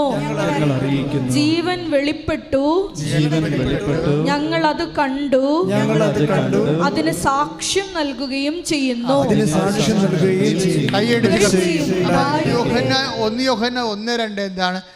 ജീവൻ വെളിപ്പെട്ടു, ഞങ്ങളത് കണ്ടു, ഞങ്ങളതിന് സാക്ഷികളാണ്. കാണുന്നവരെന്തിനുള്ളതാണ്? സാക്ഷികളാകാനുള്ളതാണ്. മനസ്സിലായില്ലേ? കാണുന്നത് അടയാളം കണ്ടാൽ സ്വാഭാവികമായിട്ടും ഇമ്മീഡിയറ്റ് സംഭവം എന്താണ്? സാക്ഷികളാണ്. അപ്പം സാക്ഷികളാകാൻ അതുകൊണ്ടാണ് ഞങ്ങൾ സാക്ഷ്യപത്രം ഇറക്കിയിരിക്കുന്നത്. സാക്ഷ്യപത്രം നിങ്ങളുടെ കയ്യിലുണ്ടാവും. ഇപ്പോൾ ഇന്നലെ ഒരു കുട്ടി വന്ന് എന്നോട് ചോദിച്ചു, അച്ഛാ 4 അവർ ബാംഗ്ലൂരുകാരത്തിയാണ്. അവർ പറഞ്ഞ് 4 കൺട്രി ഉണ്ട്. UK ഉണ്ട്, കാനഡയുണ്ട്, പിന്നെ ഒരു 2-3 കൺട്രി അവർ പറഞ്ഞു, ഓസ്ട്രേലിയ ഒക്കെ. ഞാൻ ഇവിടെ പോകണം അച്ഛാന്ന് പറഞ്ഞു. അപ്പം 4 കൺട്രി ഉണ്ട്, ഇവിടെ പോകണമെന്ന് പറഞ്ഞു. അപ്പോൾ ഞാൻ ചോദിച്ചു, നീ സാക്ഷ്യം പറഞ്ഞോ എന്ന് പറഞ്ഞു. അപ്പോൾ സാക്ഷ്യം പറഞ്ഞോ എന്ന് പറഞ്ഞു. ഉടനെ അവൾ പേപ്പർ എടുത്ത് കാണിച്ചു. അവിടെ നീല ഉടമ്പടിയാണ്, സാക്ഷ്യമുണ്ട്. സാക്ഷ്യം പറഞ്ഞ പേപ്പർ കയ്യിലുണ്ട്. പിന്നെ എനിക്കൊന്നും പറയാൻ പറ്റത്തില്ല അവളോട്. ഉടനെ സമയം ഇവിടെ 40 പേര് നിൽപ്പുണ്ടായിരുന്നു. ആ 40 പേര് നിർത്തിക്കൊണ്ട് ഞാൻ അവൾക്ക് മെസ്സേജ് എടുത്ത് കൊടുത്തു. 1 2 കാര്യം അവളുടെ സാക്ഷ്യം പറഞ്ഞതിൻ്റെ അർത്ഥം എന്താണ്? നിങ്ങളുടെ ഉടമ്പടി ദൈവം അംഗീകരിച്ചു എന്നുള്ളതാണ്. ദൈവം അംഗീകരിച്ചു എന്നുള്ളതാണ്.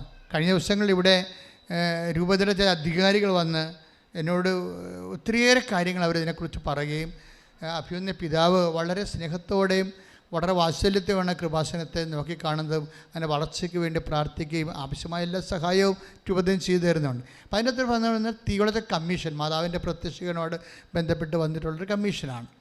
രൂപതയിൽ നിലനിൽക്കുന്ന മറ്റ് വിഷയങ്ങൾക്ക് ഉള്ളൊരു കമ്മീഷൻ. അപ്പോൾ കമ്മീഷനിൽ ഒരു അച്ഛൻ എന്നോട് ചോദിച്ചു, ബാക്കി ആ അച്ഛൻ വളരെ നല്ല സൗമ്യനായൊരു മനുഷ്യനും വളരെ നല്ല നിലവാരമുള്ളൊരു മനുഷ്യനാണ്. അതുകൊണ്ട് ഞാൻ വളരെ ശ്രദ്ധിച്ച് ഇത് പ്രെയർ നീഡ് ബേസ് അല്ലേ? മനുഷ്യൻ്റെ ആവശ്യങ്ങൾ അടിസ്ഥാനപ്പെടുത്തിയല്ലേ ഈ പ്രെയർ പോണത്? അതിനെ സസ്റ്റെയിൻ ചെയ്യാൻ പറ്റുമോ? എത്ര കാലം സസ്റ്റെയിൻ ചെയ്യാൻ പറ്റും? ഞാൻ റാഷണൽ ക്വസ്റ്റ്യൻ, ബുദ്ധിപരമായ ക്വസ്റ്റ്യനാണ്, നീഡ് ബേസാണ്. അപ്പം ഞാൻ പറഞ്ഞു, we are following apostolic church and spirituality. Positive സ്പിരിച്വാലിറ്റിയാണ് നമ്മൾ ഫോളോ ചെയ്യുന്നത്. അതിൻ്റെ അകത്ത് ഒരു ഘടകം എന്താണ്? 16-20 കർത്താവ് അവരോടുകൂടെ സഹകരിക്കുകയും അടയാളങ്ങൾ കൊണ്ട് വചനം സ്ഥിരീകരിക്കുകയും ചെയ്തു. അതാണ് ഞാൻ ആ അച്ഛനോട് പറഞ്ഞത്.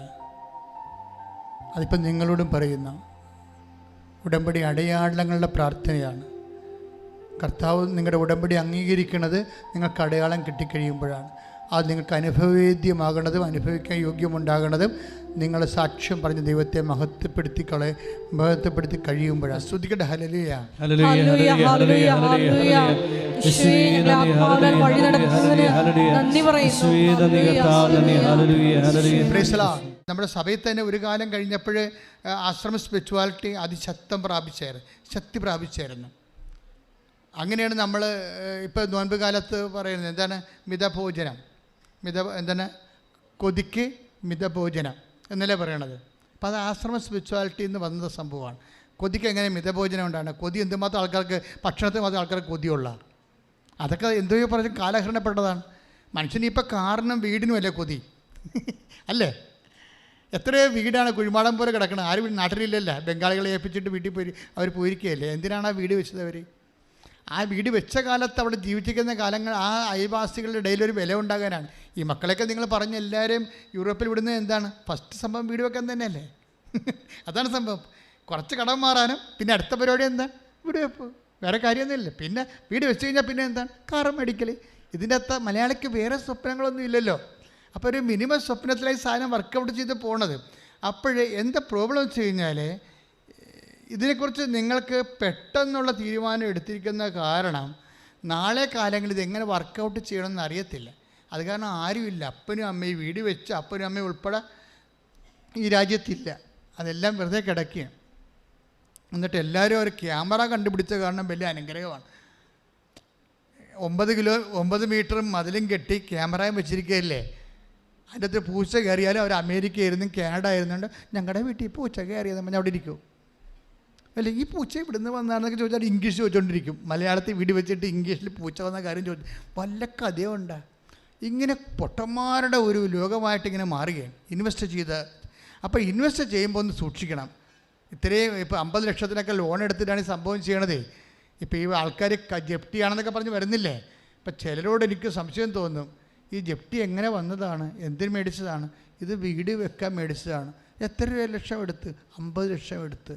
50 ലക്ഷത്തിൽ എന്ത് സംഭവിച്ച്? 50 ലക്ഷത്തിന് എടുത്തിട്ട് പിന്നെ ഇത് കടം വന്നത്. അത് അപ്പോഴ് ഭർത്താവിനും മകനും ജോലി ഉണ്ടായിരുന്നു. പിന്നെയാണ് കൊറോണ വന്നത്. അപ്പോൾ ജോലി പോയി, അപ്പോൾ കടമായി, ഇപ്പം അത് വിൽക്കാൻ നടക്കുകയാണ്. അപ്പോൾ ഈ ഒരു വിഷയം നിങ്ങൾ അധമ വികാരങ്ങൾ കേൾപ്പിച്ചു കൊടുക്കുന്ന സാധനമില്ലേ, അതാണ് ഈ വർക്കൗട്ട് ചെയ്തിരിക്കുന്നത്. നിങ്ങളുടെ പരിശുദ്ധാത്മാവ് മിനിമം ഉണ്ടായിരുന്നെങ്കിൽ നിങ്ങളെ കൊണ്ട് ദൈവം ആ സംഭവം ചെയ്യിക്കത്തില്ല. എന്താ കാര്യം? ദൈവത്തിനറിയാൻ കൊറോണ വരുമെന്നും ലോകം മുഴുവൻ അടച്ചിടുമെന്നും നിങ്ങൾക്കറിയത്തില്ലല്ലോ. ഇതുകൊണ്ടാണ് ദൈവത്തെ കക്ഷി ഇറക്കണമെന്ന് പറഞ്ഞതിൻ്റെ കാര്യം. ഞാൻ പറഞ്ഞ മനസ്സിലാകുന്നതോടല്ല. ഈ 50 ലക്ഷത്തിന് വീട് വാങ്ങിച്ചിട്ട് ഇപ്പോൾ 80 ലക്ഷം പലിശ ഉൾപ്പെടെ ആക്കിയിരിക്കുന്ന ആൾക്കാരെ വീട് വെച്ചപ്പോൾ തന്നെ അറിയാൻ, ദൈവത്തിന് അറിയാമായിരുന്നു കൊറോണ വരുമെന്ന്. ഇവർക്കറിയാൻ പാടില്ലായിരുന്നു കൊറോണ വരുമെന്ന്. അതുകൊണ്ട് അവരെന്നാ ചെയ്ത് വലിയ പലിശക്ക് വീട് വെച്ചിരിക്കുകയാണ്. ഇപ്പം വീട് പലിശ കൂടി വീട് ഇവരെ വിഴുങ്ങണ ഒരു അവസ്ഥയിലായി. അതെന്താ പ്രശ്നം? പണ്ട് വീട്ടിലാണ് നമ്മൾ കിടന്നത്. ഇപ്പോൾ വീടിപ്പം നമ്മുടെ പുറത്ത് കിടക്കുക. ഇത് ഭൂമി കുലുക്കാൻ വരുമ്പോൾ വീട് നമ്മുടെ പുറത്ത് കിടക്കത്തില്ലേ? ഭൂമി കുലുക്കാൻ വരുമ്പോൾ വീട് ഇപ്പോൾ തുർക്കിയിൽ എത്രയോ ആൾക്കാരുടെ മെത്താൻ വീട് കിടക്കണത്. അതുപോലെ തന്നെയാണ് ഈ മലയാളത്തിലും കിടക്കണത്. ഒത്തിരി പേരുടെ പുറത്ത് വീട് കിടക്കുകയാണ്. ലോൺ എടുത്തതാണേ.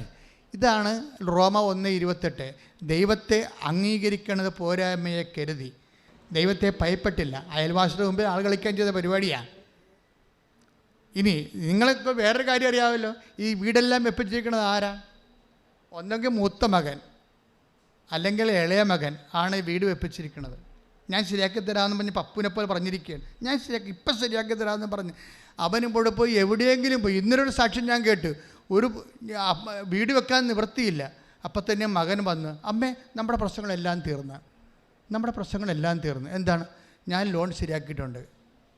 അപ്പോൾ ലോൺ ശരിയാക്കണമെന്ന് പറയുമ്പോൾ ഇനി അവൻ്റെ പേരിൽ ആ വസ്തു, ഈ അമ്മ പൊട്ടിയല്ല, അവൻ്റെ പേരിൽ വസ്തു എഴുതി കൊടുക്കണമേ. അതാണ് വിഷയമേ.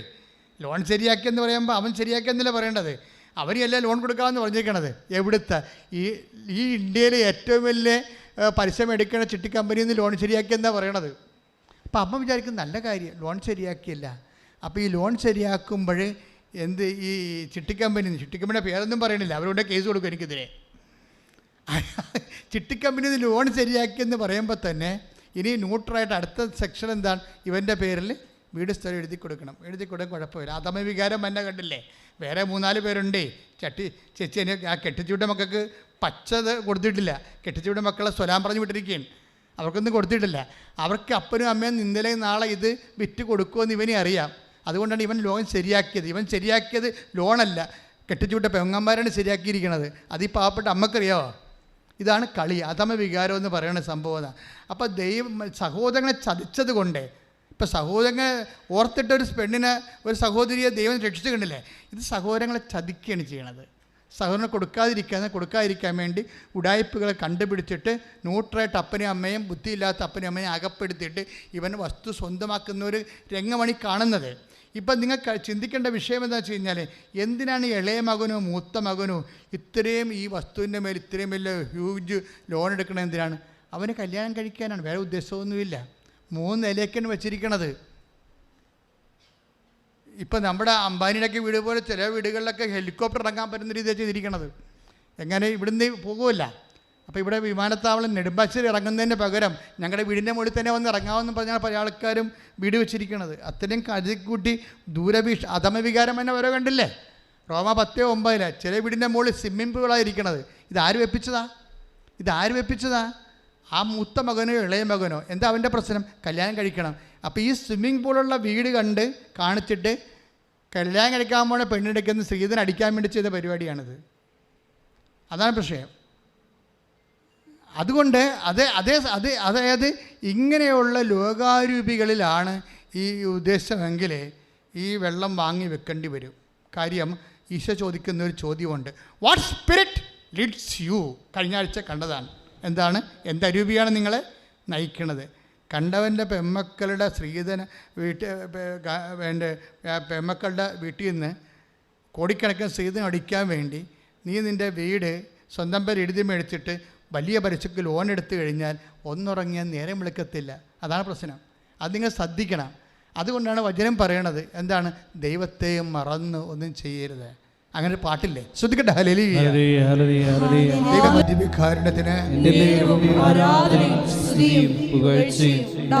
ഈശോ 1 ലൂക്ക 9:54 പറയുന്ന പോലെ അരൂപി ചേഞ്ച് ചെയ്ത് കഴിഞ്ഞാൽ, പരിശുദ്ധാത്മാവിനാൽ നയിക്കപ്പെടുന്നില്ലെങ്കിൽ പിന്നെ അത് അസാധുവായി പോകത്തില്ല. മറിച്ച് എന്താണ്? അത് ദുഷ്ടാരൂപിയാൽ നയിക്കപ്പെടും. അപ്പോൾ എന്നാ പറ്റുന്നതെന്ന് വെച്ച് കഴിഞ്ഞാൽ വല്ലാത്ത ജപ്തിയും വല്ലാത്ത കടങ്ങളൊക്കെ ഉണ്ടാവും. ഇവിടെ വന്നിരിക്കുന്ന എല്ലാ ജപ്തിക്കാരും അങ്ങനെയാണെന്ന് ഞാൻ പറയണില്ല. ചില ജപ്തിക്കാരെങ്കിലും അവരുടെ കുഴികൾ അവർക്ക് വേണ്ടി കുഴിച്ചിരിക്കുന്നതാണ്. അതുകൊണ്ട് ഉടമ്പടി എടുക്കുമ്പോൾ തന്നെ പ്രാർത്ഥിക്കുക, കർത്താവായ ദൈവമേ, പരിശുദ്ധാത്മാവാൽ നയിക്കപ്പെടാൻ, ലോകാരൂപിയാൽ നയിക്കപ്പെടാതിരിക്കാൻ ഞങ്ങളെ പ്രത്യേകം പരിപാലിക്കണമേ. നമ്മുടെ സബ്ജക്റ്റ് എന്താണ്? Marian covenant powered by Marian spirituality. അതാണ് സബ്ജക്റ്റ്. മരിയൻ കവനൻറ്റ് ഫയറാകണത്, മരിയൻ ഉടമ്പടി ഫയറാകുന്നത് മരിയൻ സ്പിരിച്വാലിറ്റി അനുസരിച്ചാണ്. മരിയൻ സ്പിരിച്വാലിറ്റി ഒന്നാമത്തത് എന്താണ്? ലൂക്ക 1:46 എന്താണ് ലൂക്ക 1:44 പറയണത്? എൻ്റെ ആത്മാവ് കർത്താവിനെ മഹത്വപ്പെടുത്തുന്നു. അതാ പ്രശ്നം. ആദ്യമായിട്ട് നമ്മൾ ഉടമ്പടി എടുക്കുമ്പോൾ തന്നെ ചെയ്യേണ്ടത് എന്താണ്? കർത്താവിനെ മഹത്വപ്പെടുത്താമെന്ന് തീരുമാനിക്കുക. മനസ്സിലായില്ലേ? മഹത്വത്തിന് സമയം വരുമ്പോൾ ഓടിക്കളയരുത്. എങ്ങനെ ഓടിയാലും തിരിച്ചു വരേണ്ടി വരും. അതാണ് കാര്യം. ദൈവത്തിനെ അല്ലേ പറ്റിച്ചിരിക്കണേ. അപ്പോൾ ആദ്യമേ തന്നെ സാക്ഷ്യം പറഞ്ഞോളാമെന്ന് പറയുക. മരിയൻ ഉടമ്പടി ഫയറാകണത് അങ്ങനെയാണ്. മരിയൻ ഉടമ്പടി എടുക്കുമ്പോൾ തന്നെ പറയുക, ഈശോ ഞാൻ എത്രയും വേഗം സാക്ഷ്യം പറഞ്ഞ് ദൈവത്തെ മഹത്വപ്പെടുത്തിക്കൊള്ളാം. എവിടെയെല്ലാം ഇപ്പോൾ കഴിഞ്ഞ ദിവസങ്ങളിലൊക്കെ ഒരു സാക്ഷ്യം ഉണ്ടായിരുന്നു. അതായത് സ്തുതിക്കട്ടെ. ഹല്ലേലൂയ.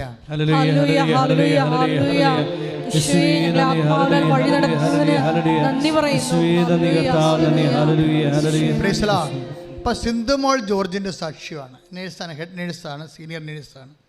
അപ്പോൾ സിന്ധുമോൾ ജോർജിൻ്റെ സാക്ഷ്യം എന്ന് പറയണത്, അവർ ഇത്തിരി സീനിയർ ആയതിന് അവർക്ക് വിദേശ ജോലി കിട്ടണില്ല. അതിൻ്റെ സാക്ഷ്യങ്ങൾ. പിന്നെ കുറേ പ്രശ്നങ്ങളുണ്ട്. അതിനവരെന്നാ ചെയ്തിരിക്കണമെന്ന് വെച്ച് കഴിഞ്ഞാൽ, അവർ ഓൾഡ് ഏജ് ഹോംസ് എല്ലാം സന്ദർശിക്കുമ്പോൾ അവർക്ക് അവിടെ കൂടി ഇരുന്ന് സംസാരിക്കുകയും അവരെ കുളിപ്പിക്കേണ്ടവരെ കുളിപ്പിക്കുകയും അവരുടെ വസ്ത്രം കഴുകി കൊടുക്കുകയും ഒക്കെ. ഇപ്പോൾ ഈ ഉടമ്പടി വന്നതോടുകൂടി ലോകം മുഴുവനും മാറുകയാണ് ശരിക്കും, സത്യസന്ധമായിട്ട് ഉടമ്പടി എടുത്തവർ. അതുകൊണ്ടാണ് ഈ ഉടമ്പടിയിൽ എപ്പോഴും നമ്മൾ ശ്രദ്ധിക്കുമ്പോൾ പരീക്ഷക്കാർ വരുമ്പോൾ ഞാൻ ചോദിക്കും, ആരാണ് ഉടമ്പടി എടുത്തത്? അമ്മയാണെന്ന് പറയും. ഞാൻ പറഞ്ഞു, അമ്മ ചെയ്തിരിക്കുന്ന മുഴുവൻ കാര്യങ്ങൾ നിങ്ങൾ ഏറ്റെടുത്ത് ചെയ്യണം. അപ്പം നിങ്ങൾ വിചാരിക്കണ സംഭവമല്ല ഉടമ്പടി. കാര്യം നമുക്ക് ദൈവം തന്നിരിക്കുന്നത് ഉടമ്പടിയാണ്. അതാണ് ദൈവം ഹോണർ ചെയ്തിരിക്കുന്നത്. ചുമ്മാ ഉടമ്പടി സത്യസന്ധമായിട്ട് എടുത്ത് ആദ്യം തന്നെ മരിയൻ കൃപയിലേക്ക് വന്നില്ലേ? ഇപ്പോൾ മരിയൻ കൃപയുടെ എന്തുകൊണ്ടാണ് ഉടമ്പടി ഫയർ ആകുന്ന രണ്ടാമത്തെ പൊസിഷൻ എന്താണ്? എൻ്റെ അന്തരംഗം രക്ഷകനായ ദൈവത്തിൽ ആനന്ദം കൊള്ളുന്നു. അപ്പോൾ ആനന്ദം എന്ന് പറയണത് ജോലി കിട്ടുന്നതിലല്ല ഇരിക്കണത്, IELTS പാസ്സാകുന്നതിലല്ല ഇരിക്കണത്. പറഞ്ഞ മനസ്സിലായില്ലേ? ആനന്ദം ഇരിക്കണം. ഉടമ്പടിയുടെ ആനന്ദം, ആത്മാവിൻ്റെ ആനന്ദം ഇരിക്കണത് IELTS പാസ്സാകുന്നതിലും ജോലി കിട്ടുന്നതിലും വസ്തു വിൽക്കുന്നതിനുമല്ല. അതിന് സന്തോഷമാണ്. ആനന്ദം എന്ന് പറയുന്നത് ആത്മീയമാണ്. അതിൻ്റെ തന്നെ രക്ഷകനായ ദൈവത്തിലാണ്. അതായത് കർത്താവിന് വേണ്ടി ജോലി ചെയ്യാൻ ഒരു അവസരം കിട്ടിയതിൽ സന്തോഷിക്കും. കർത്താവിന് വേണ്ടി ജോലി ചെയ്യാനുള്ള അവസരമെന്ന് പറയണത് ജോലി ചെയ്യാൻ വേണ്ടി മാത്രമുള്ള അവസരമല്ല, ക്ലേശങ്ങൾ ഏറ്റെടുക്കാനുള്ള അവസരം കൂടിയാണ്. അതാണ് സന്തോഷത്തിൻ്റെ, ആധ്യാത്മിക സന്തോഷത്തിൻ്റെ അടിസ്ഥാനം. നടപടി 5:41. ശ്രുതികട്ടെ. ഹല്ലേലൂയ ഹല്ലേലൂയ ഹല്ലേലൂയ ഹല്ലേലൂയ. യേശുവേ നന്ദി. ഹല്ലേലൂയ ഹല്ലേലൂയ യേശുവേ ആരാധന ആരാധന ഹല്ലേലൂയ. അപ്പോസ്തല പ്രവർത്തനങ്ങൾ 5:41. അപ്പോസ്തല പ്രവർത്തനം 5:41. അവരാകട്ടെ ഏറ്റു പറഞ്ഞ അവരാകട്ടെ യേശുവിന്റെ നാമത്തെ പ്രതി അപമാനം സഹിക്കാൻ യോഗ്യത ലഭിച്ചതിൽ സന്തോഷിച്ചുകൊണ്ട് സംഘത്തിന്റെ മുമ്പിൽ നിന്ന് പുറത്തുപോയി. അപ്പോസ്തലന്മാർ യേശുവിനെ പ്രഘോഷിച്ചപ്പോൾ അടി കിട്ടിയപ്പോൾ ഉണ്ടായ വചനമാണിത്. എന്താണ്? അവർക്ക് സന്തോഷമുണ്ടായത്, അല്ല സങ്കടവും അപമാനവും ഒന്നുമല്ല ഉണ്ടായത്. അപ്പോൾ യേശുക്രിസ്തുവിനെ പ്രതി ഇപ്പോൾ പത്രം കൊടുക്കുമ്പോഴായാലും ശരി, ഇപ്പോൾ ഈ സിന്ധുമോൾ എന്താ ചെയ്തിരിക്കണത്? അവർ എല്ലാ ആതുരാലയങ്ങളിൽ അവിടെ ഉടുപ്പലക്കുകയും ഭക്ഷണം കൊടുക്കുകയൊക്കെ ചെയ്യുമ്പോൾ ചിലർക്ക് വാരി കൊടുക്കും കൊണ്ടുവന്ന. അപ്പോൾ എന്താ ചെയ്യുമ്പോൾ അവർ ഭയങ്കര പ്രായമുള്ള 90, 50, 80 വയസ്സുള്ളവർ വന്നിട്ട് ഈ നേഴ്സിന് പറയും, എൻ്റെ നഖം ഒന്ന് വെട്ടി തരുമോ എന്ന് ചോദിക്കും. അപ്പോൾ നഖത്തിലൊക്കെ മുഴുവൻ അഴുക്കൊക്കെ കയറിയിരിക്കുകയല്ലേ. അപ്പോൾ അതൊക്കെ കാണുമ്പോൾ ചിലർക്ക് അറപ്പായിരിക്കും. പക്ഷേ അത് വെട്ടിക്കൊടുത്തപ്പോൾ ഒരു സന്തോഷം. അതെന്ത് സന്തോഷമാണ്? ആത്മസന്തോഷമാണ്. രക്ഷകനായ ദൈവത്തിൻ്റെ ആനന്ദമാണത്. ഒരു 10 അമ്മച്ചിമാരുടെ നഖം വെട്ടിക്കൊടുത്തപ്പോൾ ആത്മാവിലൊരു സന്തോഷം. ആ സന്തോഷമാണ് ഈ മരിയ സന്തോഷം എന്ന് പറയണത്. അതാണ് ലൂക്ക 1:46 പറയണത്. എൻ്റെ അന്തരംഗം പറഞ്ഞേ, അന്തരംഗം രക്ഷകനായ ദൈവത്തിൽ ആനന്ദം കൊള്ളുന്നു. ഇതാണ് മരിയ സ്പിരിച്വാലിറ്റി. ഇതിലാണ് ഉടമ്പടി ഫയർ ആകുന്നത്. അപ്പം നിങ്ങളെപ്പോഴും മനസ്സിലാക്കണം, പ്രവർത്തിച്ചാൽ മാത്രം പോരാ, ആ സ്പിരിറ്റ് എന്താണെന്ന് നിങ്ങൾ മനസ്സിലാക്കണം. പ്രവർത്തിക്കാൻ വേണ്ടി ആർക്കും പ്രവർത്തിക്കാൻ പറ്റും, പക്ഷേ സ്പിരിറ്റ് മരിയ സ്പിരിറ്റ് ആയിരിക്കണം. മരിയ സ്പിരിറ്റ് എന്ന് പറയുന്നത് എന്താണ്? രക്ഷകനെ അടിസ്ഥാനപ്പെടുത്തിയിരിക്കുന്നത്. എൻ്റെ അമ്മയുടെ സന്തോഷം എന്താണ്? എൻ്റെ അന്തരംഗം രക്ഷകനായ ദൈവത്തിൽ. രക്ഷകനായ ദൈവം ആരാണ്? ഈശോയാണ്. ഈശോയിലാണ് ആനന്ദിക്കുന്നത്. അപ്പോൾ ഓരോ ക്ലേശം അനുഭവിക്കുമ്പോഴും അതിനുവേണ്ടി നിങ്ങൾ ഉപവി പ്രവർത്തനങ്ങളും അതുപോലെ രോഗി പരിചരണങ്ങളിലും അതുപോലെ നിങ്ങൾ ക്ലേശം അനുഭവിക്കുമ്പോഴും ആത്മാവിൽ ആനന്ദം അനുഭവിച്ചാൽ നിങ്ങൾ ആത്മാവിൻ്റെ ഫലങ്ങളിലാണ് കൈയിട്ടിച്ച് കർത്താവിനെ ശ്രദ്ധിക്കട്ടെ.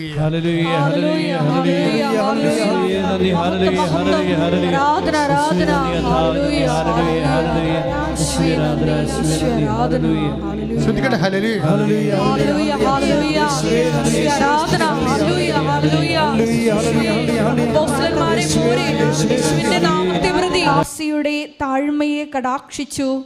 ഇപ്പോൾ മുതൽ സകല തലമുറകളും എന്നെ ഭാഗ്യവതി എന്ന് പ്രകീർത്തിക്കും. അപ്പോൾ അനുഗ്രഹം അല്ലെങ്കിൽ ഭാഗ്യം, ബൈബിളിലെ അനുഗ്രഹത്തിന് ഭാഗ്യമെന്നും ഭാഗ്യത്തിന് അനുഗ്രഹമെന്നും പറയും. ഈ അനുഗ്രഹം വരുന്ന വഴികൾ എന്താണ്?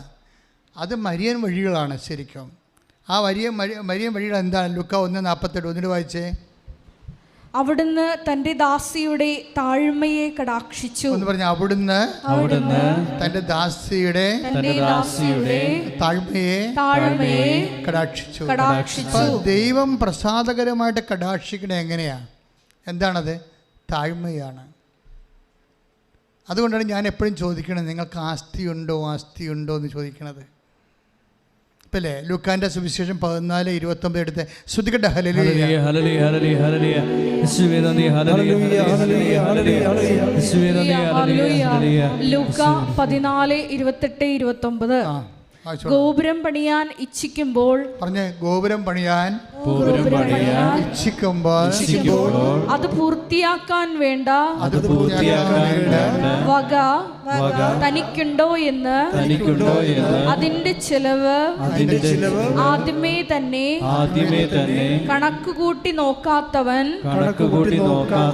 നിങ്ങളിൽ ആരുണ്ട്? അതാണ് വിഷയം. അതായത് ഗോപുരം പണിയാൻ ഉദ്ദേശിക്കുമ്പോൾ ഈശോ എന്താ പറയണത്? അതിൻ്റെ അടങ്കലം സം ടോട്ടല് എത്ര വരും, അതിനുള്ള ആസ്തി തനിക്കുണ്ടോ എന്ന് ആദ്യമേ തന്നെ നമ്മൾ കൂട്ടി നോക്കണം. ഇപ്പം നിങ്ങൾ ഉടമ്പടി എടുക്കുന്നു, ഉടമ്പടി പൂർത്തിയാക്കാനുള്ള ആസ്തി ഉണ്ടോ എന്ന് ആദ്യം നോക്കണം. അല്ല ഭാര്യയെ കൊണ്ട് എടുപ്പിച്ചോളാം, തുമ്പിയെ കൊണ്ട് കല്ലെടുപ്പിക്കാം, കുരങ്ങനെ കൊണ്ട് ചൂടുപായസം വാരിക്കാമെന്ന് പറഞ്ഞ് ആരും മസിൽ പിടിച്ച് കൈയും കെട്ട് നിന്ന സാധനം വർക്കൗട്ട് ചെയ്യത്തില്ല. അത് ഭയങ്കര സീരിയസ് പറയുകയാണ്. നിങ്ങളിങ്ങനെ എല്ലാം മറ്റുള്ളവരെ കൊണ്ട് ചെയ്യിക്കുന്ന ആൾക്കാരോടല്ല. കുടുംബത്തിൽ ഉടുപ്പ് അലക്കണതും തേപ്പിക്കണതും ഒക്കെ എല്ലാം ഓരോരുത്തരെ കൊണ്ട് ചെയ്യിക്കുന്ന ആൾക്കാരുണ്ടല്ലോ. അവരവർക്ക് നിങ്ങൾ ഉടമ്പടിയും ചെയ്യിക്കാമെന്ന് വിചാരിച്ചു കഴിഞ്ഞാൽ കെട്ടിയ കൈ ഇങ്ങനെ തന്നെ ഇരിക്കുകയുള്ളൂ, പിന്നെ കൈ പൊങ്ങത്തില്ല. കാര്യം എന്താ? ദൈവത്തിനിട്ട് നിങ്ങൾ പണി കൊടുക്കണമെന്ന് നിങ്ങളെങ്കിലും തിരിച്ചറിയണം. അതുകൊണ്ട് ആസ്തി ഉണ്ടോ എന്ന് നോക്കണം. നിങ്ങൾക്കതിൻ്റെ അകത്ത് കക്ഷിയാണോ എന്ന് നോക്കണം. ആദ്യം നിങ്ങളുടെ കാര്യമാണ്, നിങ്ങളുടെ ജോലിയുണ്ടോ, നിങ്ങളുടെ വിവാഹമുണ്ടോ, നിങ്ങളുടെ പരീക്ഷ ഉണ്ടോ, അതിൻ്റെ അകത്ത് ഈ ഉടമ്പടി ഉണ്ടെങ്കിൽ എൻ്റെ മകനെ എൻ്റെ മകളെ നിങ്ങൾ ഇതിൻ്റെ അകത്ത് ഇൻവെസ്റ്റ് ആയിരിക്കണം. അല്ലാതെ അമ്മയെക്കൊണ്ട് ഉടമ്പടി ഒപ്പിച്ചിട്ട് IAS പാസ്സാക്കാമെന്ന് വിചാരിക്കരുത്. വർക്കൗട്ട് ചെയ്യത്തില്ല. വർക്കൗട്ട് ചെയ്യുമ്പോൾ ചിലപ്പോൾ ചെയ്യുമായിരിക്കും, അതല്ല പ്രശ്നം. നിങ്ങൾക്കറിയാമല്ലോ, വർക്കൗട്ട് ജയിച്ചോ തോറ്റോ, ജോലി കിട്ടിയോ ഇല്ലയോ, ഇതൊന്നും ബൈബിളിൽ പ്രസക്തമുള്ള കാര്യമല്ല. ജയിച്ചോ തോറ്റോ അതെങ്കിൽ ഇപ്പം കാര്യം തോറ്റവനും ദൈവം ഇവിടെ ജീവിപ്പിക്കണില്ലേ? അങ്ങനെ ദൈവം അപ്പം ജയിച്ചോ തോറ്റോ കിട്ടിയോ ഇല്ലയോ ഇതൊന്നും ബൈബിളിൽ വിഷയമല്ല. എന്താ വിഷയമെന്ന് ബൈബിൾ എന്ന് വെച്ചാൽ, നിങ്ങളെ എന്നോട് കൂടെ സ്വീകരിക്കാത്തവൻ ചിതറിച്ച് കളയുന്ന അനുഭവിക്കാനുള്ള യോഗ്യതയാണ് പ്രശ്നം. IAS പാസ്സായി, നിങ്ങൾക്കൊരു കാണ്ടാമൃഗത്തിൻ്റെ കല്യാണം കഴിക്കണമെങ്കിൽ നിങ്ങളുടെ കാര്യത്തിൽ തീരുമാനമായില്ലേ? അതാണ് പ്രശ്നം. നിങ്ങൾക്ക് കാനഡയിലോ ഇംഗ്ലണ്ടിലോ എവിടെയും ജോലി കിട്ടിയോ? അതിന് പറ്റിയ സാധനമാണ്. നിങ്ങളെപ്പോലെ ഇരയെ തിരക്കി നടക്കിയിരുന്ന ഒരു നേഴ്സിനെ കല്യാണം കഴിച്ചിട്ട് വെള്ളമടിച്ച് വിലസാമ്പിന് നടക്കുന്ന ആണുങ്ങളില്ലേ? ഒരു നേഴ്സിനെ കല്യാണം കഴിച്ചിട്ട് അവളുടെ ചിലവിൽ ജീവിതകാലം മുഴുവൻ ജീവിച്ചോളാം എന്ന് പറഞ്ഞ് വെള്ളമടിച്ച് നടക്കുന്ന ആൾക്കാരില്ലേ? തിരക്കിടപ്പുണ്ട്. എൻ്റെ അടുത്ത് വന്ന് ചോദിച്ചിട്ടുണ്ട് ആൾക്കാർ, നേഴ്സുമാർ വല്ല അച്ഛൻ്റെ ഭാഗത്തുണ്ടാകുന്നു. എനിക്കറിയാം ഇവൻ ലോകം വെള്ളമടിക്കാരനാണെന്ന്.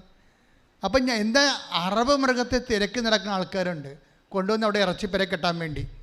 അപ്പോൾ ഇങ്ങനെയുള്ള ആൾക്കാരുള്ള സ്ഥലത്താണ് നമ്മൾ ജീവിക്കുന്നത്. ഇപ്പോൾ ഒന്ന് IAS പാസ്സായ ദൈവത്തെ പറ്റിച്ചെന്ന് വിചാരിച്ചുകൊണ്ട് നിത്യമായിട്ട് പറ്റിച്ചെന്ന് വിചാരിക്കരുത്. കാര്യം ഇതിൻ്റെ അവസാനമാണ് പ്രശ്നം. എൻ്റെ പാർട്ട് 14 കഥ ട്രാജഡിയാവും. ഇപ്പം കോമഡിയായിട്ട് ചിരിച്ചുകൊണ്ടിരിക്കണേ. പല ആൾക്കാരും 7 റീൽസൊക്കെ ഓടുമ്പോൾ ചിരിച്ചുകൊണ്ടിരിക്കും. അപ്പോൾ ഇത് റീൽസ് 14 ഓടണ്ടേ? 70ാമത്തെ വയസ്സ് വരെ ജീവിക്കുമ്പോഴാണ് ഈ പ്രശ്നം പറയണത്. അതുകൊണ്ട് ആദ്യമേ ദൈവത്തെ പറ്റിപ്പ് നിർത്തുക. ആദ്യമേ തന്നെ ദൈവത്തിന് കൊടുക്കാനുള്ള കൊടുക്കുക. അത് മെയിനായിട്ടുള്ള കാര്യങ്ങളാണ്. കർത്താവ് നേരത്തെ വന്നപ്പോൾ പറഞ്ഞതാണ്. എന്താ പറഞ്ഞത്? സീസണ് കൊടുക്കാനുള്ള സീസൺ കൊടുക്കുക, ദൈവത്തിന് കൊടുക്കാനുള്ള ദൈവത്തിന് കൊടുക്കുക. അത് മഹത്വമാണ്. ദൈവത്തിന് മഹത്വം കൊടുക്കണം. അപ്പം നമ്മൾ സാക്ഷ്യം പറയാതിരിക്കരുത്. തന്നെയല്ല, അമ്മയെക്കൊണ്ട് അപ്പനെക്കൊണ്ട് ഭർത്താവിനെ കൊണ്ട് മക്കളെ കൊണ്ടൊക്കെ നിങ്ങൾ ഉടമ്പടി ഇടിച്ചിട്ട് അതിൻ്റെ ആസ്തി നിങ്ങളെ വകമാറ്റാവുന്നൊന്നും വിചാരിക്കരുത്. നിങ്ങളുടെ കാര്യം അതിൻ്റെ അകത്ത് പറഞ്ഞിട്ടുണ്ടെങ്കിൽ സത്യത്തിൻ്റെ ദൈവത്തിൻ്റെ മുമ്പിലാണ് സാക്ഷ്യം എടുക്കാൻ പോണത്, ഉടമ്പടി എടുക്കാൻ പോണത്. അതുകൊണ്ട് നിങ്ങൾ അതിൻ്റെ അകത്ത് ഇൻവോൾവ് ആകണം. നിങ്ങളത് വിശ്വസിക്കണം, നിങ്ങളെ നടപ്പിൽ വരുത്തണം. മനുഷ്യനെ ആദ്യം മുതൽ ഉണ്ടായിരുന്ന ശത്രു ആരാണ് എന്ന് വെച്ച് കഴിഞ്ഞാൽ, ഹവ്വായ്ക്കും ഉണ്ടായി, ആദത്തിനും ഉണ്ടായ മനുഷ്യൻ്റെ നേച്ചറിലുള്ള സംഭവം എന്താണ്? അഹങ്കാരമാണ് ആദ്യം ഉണ്ടായിരുന്നത്, അല്ലേ? അത് തന്നെയാണ് ബാബേൽ ഗോപുരം പണിതപ്പോഴും അവർക്ക് ഉണ്ടായിരുന്നത് എന്താണ്? നമ്മുടെ നേച്ചറിൻ്റെ ഭാഗമാണ്. അപ്പോൾ ഇതിനെ ടോർപ്പഡോ ചെയ്തുകൊണ്ടാണ് ഉടമ്പടിയിൽ ഓരോ അഭ്യാസങ്ങൾ വരുന്നത്. അതിലൊന്നാണ് കർത്താവിനെ അറിയിക്കാനും അറിഞ്ഞൊരു ആഴപ്പെടുത്താനും പത്രം കൊണ്ടു നടന്ന് കൊടുക്കുക. പള്ളി വെച്ചൊരു ഓടാൻ പറ്റത്തില്ല, പെങ്ങളെ കൊണ്ടും അമ്മയെക്കൊണ്ടും കുടിപ്പിക്കാൻ പറ്റത്തില്ല. ആരാണ് ഉടമ്പടി എടുത്തത് അവൻ തന്നെ കൊടുക്കണം. കൊടുക്കാൻ പറ്റാത്ത കൊണ്ടാണ് നിങ്ങൾ ആൾക്കാരെ വാടകയ്ക്ക് എടുത്ത് ഉടമ്പടി എടുക്കുന്നത്. ദൈവത്തിന് അറിയാം, ഓടരുത് അമ്മാവ ആളറിയും. ദൈവത്തെ അറിയാമല്ല. നിങ്ങൾക്കിത് ചെയ്യാൻ പറ്റാത്ത കൊണ്ടാണ് ഭാര്യയെക്കൊണ്ട്, പെങ്ങളെക്കൊണ്ട്, അമ്മയെക്കൊണ്ട് ഉടമ്പടി എടുപ്പിക്കണത്. ഇവിടെ ഉണ്ടല്ലേ, ഇവിടെ വരുമല്ലോ ആൾക്കാർ. ആരാ വരുന്നത്? ഞാൻ ഇവിടെ വരുമ്പോഴത്തേക്ക്, ജഡ്ജി എത്ര വയസ്സുണ്ട്? എനിക്ക് 67. നിങ്ങളെക്കൊണ്ട് ഉടമ്പടി എടുപ്പിച്ചത് ആരാണ്? ഞാൻ അവിടെ നിന്ന് കരഞ്ഞ് പറഞ്ഞപ്പോൾ എടുപ്പിച്ചതാണ്. കരഞ്ഞ് പറയുമ്പോൾ ഒരാൾക്ക് എടുപ്പിക്കും. പക്ഷേ എന്താ പ്രശ്നം എന്നറിയാവോ? ഇവർ ഉടമ്പടി ചെയ്യത്തില്ല. അതാണ് ഏറ്റവും വലിയ പ്രശ്നം. ഈ എഴുതിയിടുകയേ ഉള്ളൂ. എന്തുകൊണ്ടാണ് ഉടമ്പടി ഇത്രയും മോളിക്കൊണ്ട് വെച്ചിരിക്കുന്നത്? ആവതുള്ള മാത്രം കയറിയാൽ മതി എന്നതിൻ്റെ അർത്ഥം. ഇത് കയറിയിട്ടില്ലെങ്കിൽ പിന്നെ നിങ്ങൾ കൊടുക്കുക. രോഗികളൊക്കെ പോയി കാണുക. നിങ്ങൾ ഇത് കയറാൻ പറ്റാത്ത ആൾക്കാർ ഗവൺമെൻറ് ആശുപത്രിയിൽ പോയി രോഗികളെ കാണുക, അവരെ കുളിപ്പിക്കുക, തറവാട്ടിൽ പോവുക, അവരെ കുളിപ്പിക്കുക, വസ്ത്രം കൊടുക്കുക, ഒന്നും ചെയ്യത്തില്ല. അതുകൊണ്ട് ചെയ്യാനാവുന്ന സന്മനസ്സോ ഉള്ള ആൾക്കാർ ചെയ്ത ഉടമ്പടിയുടെ വിഷയം നേച്ചർ അതാണ്. അതുകൊണ്ട് ആർക്കെങ്കിലും തെറ്റിപ്പോയിട്ടുണ്ടെങ്കിൽ ആരുടെയെങ്കിലും വകുപ്പിൽ അവർ ഉടമ്പടി എടുക്കുമ്പോൾ എംബ്രാൻ്റെ വെട്ടത്ത് വാരുടെ അത്താഴം കഴിക്കാമെന്നൊക്കെ വിചാരിച്ചാൽ അത്താഴത്തിൽ പലതരത്തിലുള്ള ഈ സാധനങ്ങൾ വന്ന് വീഴും. അറിയാവില്ല, കണ്ടവൻ്റെ വെളിച്ചത്തിലല്ലേ സംഭവം ചെയ്യണത്. അതുകൊണ്ട് ഈ ഇടത്ത് ചുറ്റി നടക്കുന്ന സാധനങ്ങളില്ലേ, അതൊക്കെ വന്ന് ഇതിനകത്ത് വീഴും, അത്താഴത്ത് വീഴും. അപ്പം അതുകൊണ്ട് ആദ്യം തീരുമാനിക്കുന്നത് ഉടമ്പടിയാണ്. അപ്പോൾ ദൈവത്തിന് വേണ്ടി ജീവിക്കാൻ തീരുമാനിച്ചുകൊണ്ട് ഉടമ്പെടുക്കാൻ വേണ്ടി സ്തുതിക്കട്ടെ. ഹല്ലേലൂയ, ഹല്ലേലൂയ, ഹല്ലേലൂയ, ഹല്ലേലൂയ,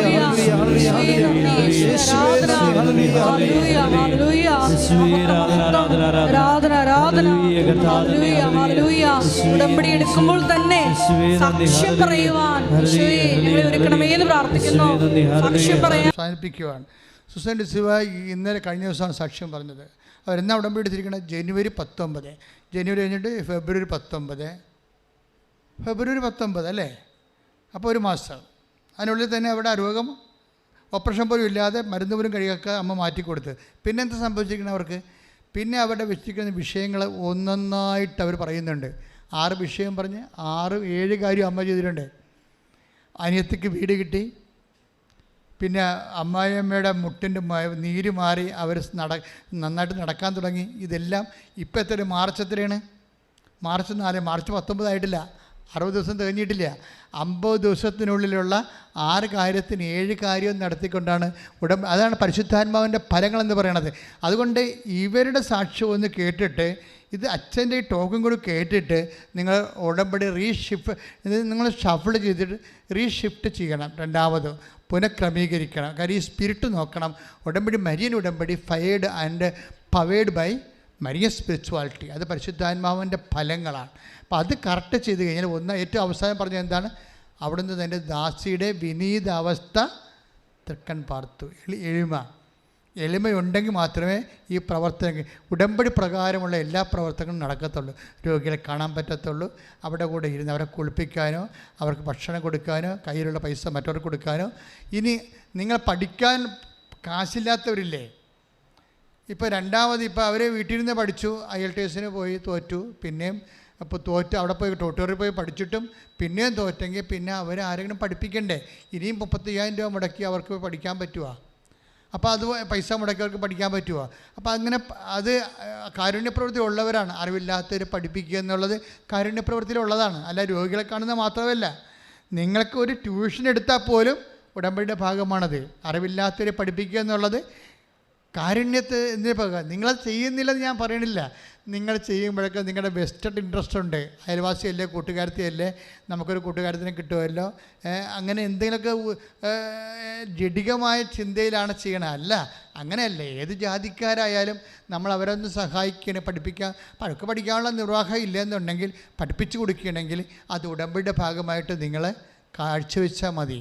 കർത്താവേ, എനിക്ക് ഇതാണ് ഏറ്റവും കൂടുതൽ എളുപ്പം, അറിവില്ലാത്തവരെ പഠിപ്പിക്കുന്നത്. അതുകൊണ്ട് ഞാൻ മാത്സ് അറിയാൻ മേലാത്തവരെ പഠിപ്പിക്കും, ഇംഗ്ലീഷ് അറിയാൻ മേലാത്തവരെ പഠിപ്പിക്കും, അവരെ പരീക്ഷയ്ക്ക് പഠിപ്പിക്കും. അവരെ അങ്ങനെ എന്തെങ്കിലും ചെയ്താലും നിങ്ങൾക്കത് നിലനിൽക്കാൻ പറ്റും. രോഗികളെ തന്നെ കണ്ടിട്ട് അങ്ങനെ ഓപ്ഷൻ ഇല്ല. ശരിക്കും പറഞ്ഞാൽ കാരുണ്യപ്രവൃത്തി ഉള്ളതാണ് അറിവില്ലാത്തവരെ പഠിപ്പിക്കുവാൻ. കർത്താവ് പറഞ്ഞതാണ്, അവൻ പറഞ്ഞതാണത്. എന്താ അവൻ പറഞ്ഞത്? നിങ്ങൾ ലോകം മുഴുവൻ പോവുക, എല്ലാ ജനതകളെയും പഠിപ്പിക്കുക. അതാണ് വിഷയം. അപ്പോൾ ആത്മീയമായ കാര്യങ്ങൾ ചില ആൾക്കാർ ഞാൻ മാതാവിനെക്കുറിച്ച് എല്ലാവരോടും പറഞ്ഞുകൊണ്ടിരിക്കുമെന്ന്. അത് പഠിപ്പിക്കല. അത് സാക്ഷ്യം പറയാൻ പറഞ്ഞില്ലേ, ഞാൻ മാതാവിനെക്കുറിച്ച് എല്ലാവരോടും പറഞ്ഞുകൊണ്ടിരിക്കും. അതെന്താ കാര്യം? അത് പഠിപ്പിക്കലാണ്. അത് കാരുണ്യപ്രവർത്തിയുടെ ഒരു ഭാഗമാണ്. അറിവില്ലാത്തവരെ പഠിപ്പിക്കുക. എഴുന്നേൽക്കുക. സ്തുതിക്കട്ടെ. ഹല്ലേലൂയ. ഹല്ലേലൂയ ഹല്ലേലൂയ ഹല്ലേലൂയ യേശുവേ നന്ദി ഹല്ലേലൂയ ഹല്ലേലൂയ ഹല്ലേലൂയ ഹല്ലേലൂയ യേശുവേ നന്ദി ഹല്ലേലൂയ ഹല്ലേലൂയ യേശുവേ ആരാധന ഹല്ലേലൂയ ഹല്ലേലൂയ ഹല്ലേലൂയ ഹല്ലേലൂയ യേശുവേ ആരാധന ദൈവസ്നേഹത്തോടെ കൽപ്പനകൾ പാലിക്കുവാനുള്ള വലിയ കൃപ നൽകണമേ എന്ന് പ്രാർത്ഥിക്കുന്നു. ഹല്ലേലൂയ ഹല്ലേലൂയ യേശുവേ നന്ദി യേശുവേ ആരാധന ഞങ്ങളെ സാക്ഷികളായി ഉയർത്തണമേ എന്ന് പ്രാർത്ഥിക്കുന്നു. Hallelujah hallelujah. പരിശുദ്ധ പരമ ദിവ്യകാരുണ്യത്തിന് പരിശുദ്ധ പരമ ദിവ്യകാരുണ്യത്തിന് പരിശുദ്ധ പരമ ദിവ്യകാരുണ്യത്തിന് എൻ്റെ പ്രിയപ്പെട്ടവരെ, രോഗമുള്ളവരൊക്കെ വേണ്ടി പ്രാർത്ഥിക്കുന്ന സമയം, ഈ പ്രാർത്ഥനാ സമയങ്ങളിൽ രോഗമുള്ള ശരീരഭാഗങ്ങളിലെ കൈകൾ വെച്ചുകൊണ്ടാണ് പ്രാർത്ഥിക്കേണ്ടത്. സ്പോണ്ടിലോസിസ്, തൈറോയിഡൊക്കെ ഉള്ളവർ കഴുത്തിലാണ് കൈവച്ച് പ്രാർത്ഥിക്കേണ്ടത്. PCOD പിസ്റ്റുല ഉള്ളവർ, ഗർഭാശയത്തിൽ സിസ്റ്റ് ഉള്ളവരും അടിവയറ്റിൽ കൈവച്ചാണ് പ്രാർത്ഥിക്കേണ്ടത്. കിഡ്നി അസുഖമുള്ളവരും നടുവേദനക്കാരും നടുവിൽ കൈവച്ച് പ്രാർത്ഥിക്കണം. കണ്ണിൻ്റെ കാഴ്ച, ചെവിയുടെ കേൾവി, അതുപോലെ തന്നെ ശിരസ്സിൽ വരുന്ന രോഗങ്ങൾ, തലവേദനകളുള്ളവർ നെറ്റിയിൽ കൈവച്ച പ്രാർത്ഥിക്കേണ്ടത്. ശ്വാസകോശ രോഗികൾ, ഹൃദയ രോഗികൾ, കരൾ രോഗികൾ എല്ലാം നെഞ്ചിൽ കൈവച്ച പ്രാർത്ഥിക്കേണ്ടത്.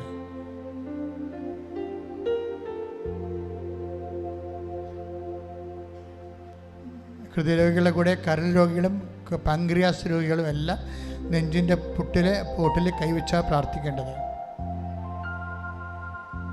സർവാംഗ രോഗികൾ സ്വസ്തിക പോലെ ശരീരം കൈകൊണ്ട് പൊതിഞ്ഞ് മൊത്തം ദൈവത്തിന് ശരീരം സമർപ്പിച്ചാൽ പ്രാർത്ഥിക്കേണ്ടത്.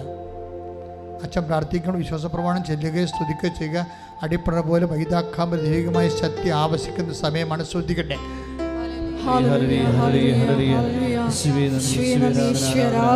നല്ലവനായ ഈശോയെ, നിന്റെ ഉന്നതമായ നാമത്തിന് സ്തോത്രം ചെയ്യുന്നു കർത്താവേ. നിന്റെ ഉന്നതമായ നാമത്തിന് സ്തോത്രം ചെയ്യുന്നു കർത്താവേ.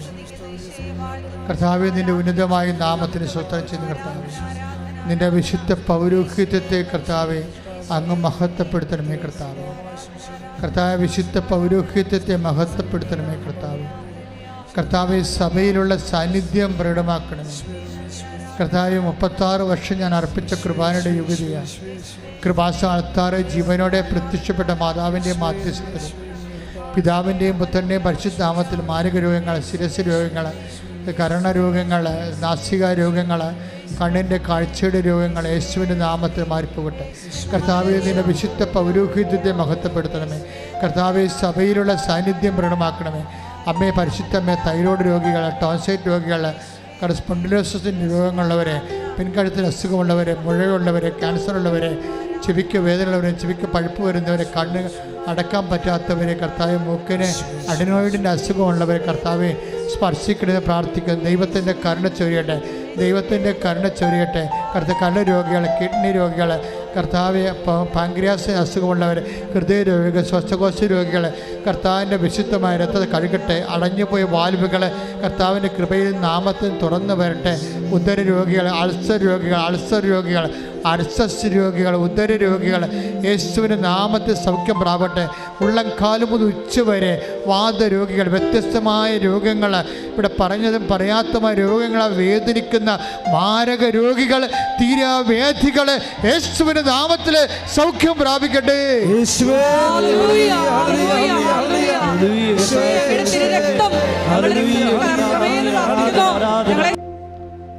പരീക്ഷ എഴുതിക്കൊണ്ടിരിക്കുന്നവർ, എഴുതിപ്പോയവർ, റിസൾട്ടിനെക്കുറിച്ച് ആശങ്കയുള്ളവർ, പരീക്ഷ എഴുതാൻ പോകുന്നവർ, പ്രത്യേകിച്ച് ഇവിടെ പരീക്ഷയ്ക്ക് എഴുത്തിന് വേണ്ടി വന്നിട്ടുള്ളവർ, IELTS, MOH, ഹാദ്, അതുപോലെയുള്ള പ്രൊഫഷണൽ പരീക്ഷയും, പിന്നെ നമ്മുടെ പരീക്ഷ എഴുതിക്കുന്ന നമ്മുടെ കുഞ്ഞുങ്ങൾ 10ാം ക്ലാസ്സിൽ പരീക്ഷ നടന്നുകൊണ്ടിരിക്കുകയാണ്. അതിന് കോളേജിലും പരീക്ഷ നടക്കുന്ന സമയമാണ്. അങ്ങനെ അവിടെ മാതാപിതാക്കന്മാർ ഉടമ്പടി എടുത്തിട്ടുണ്ട്. പരീക്ഷയുടെ വിഷയം ദൈവദേശത്തെ വെച്ചിട്ടുള്ളവരുണ്ട്. അവരെയും ഓർത്തുകൊണ്ട് പ്രാർത്ഥിക്കേണ്ട. ശ്രദ്ധിക്കട്ടെ. സഭയുടെ അധികാരത്തിൽ, യേശുവിൻ്റെ ഉന്നതമായ നാമത്തിൽ സഭയുടെ അധികാരത്തിൽ ജോലിയില്ലാത്തവര്, കർത്താവെ പലതരത്തിലുള്ള വേദനകൾ അനുഭവിക്കുന്നവർ, കർത്താവ് പരീക്ഷയിൽ കഴിഞ്ഞവർ, ഒതുങ്ങുന്നവർ, റീവാലുവേഷനിൽ കൊടുത്തിട്ടുള്ളവർ, പരീക്ഷയ്ക്ക് ഒരുങ്ങുന്നവർ, കർത്താവെ പലതരത്തിലുള്ള വേദന, ജോലി സംബന്ധമായ കുരുക്കുകൾ അനുഭവിക്കുന്നതുകൊണ്ട് എല്ലാ ജീവിത ദുരിതങ്ങളും യേശു ക്രിസ്തുവിന്റെ നാമത്തിൽ മാറിപ്പോകട്ടെ. ഹല്ലേലൂയ, ഹല്ലേലൂയ, ഹല്ലേലൂയ, ഹല്ലേലൂയ. എല്ലാ ജീവിത ദുരിതങ്ങളെയും പരിശുദ്ധ അമ്മ പ്രത്യക്ഷപ്പെട്ട ഈ അൾത്താരയോട് ചേർത്ത്, ഈ ആരാധനയോട് ചേർത്ത് സമർപ്പിച്ചു പ്രാർത്ഥിക്കുന്നു. എൻ്റെ മക്കളെ, വേറെ ഒത്തിരിയേറെ ജീവിത വിഷയങ്ങളുണ്ട്. കേസിലകപ്പെട്ടവര്, അതുപോലെ കുടുംബത്തിന് തീരാ സങ്കടം ഉണ്ടാക്കുന്ന പ്രണയത്തിൽ കുടുങ്ങിപ്പോയവര്, മനഃപൂർവ്വം ദൈവത്തിൽ നിന്ന് അകന്നുപോയവർ, പ്രാർത്ഥനയില്ലാത്ത യുവതി യുവാക്കന്മാർ,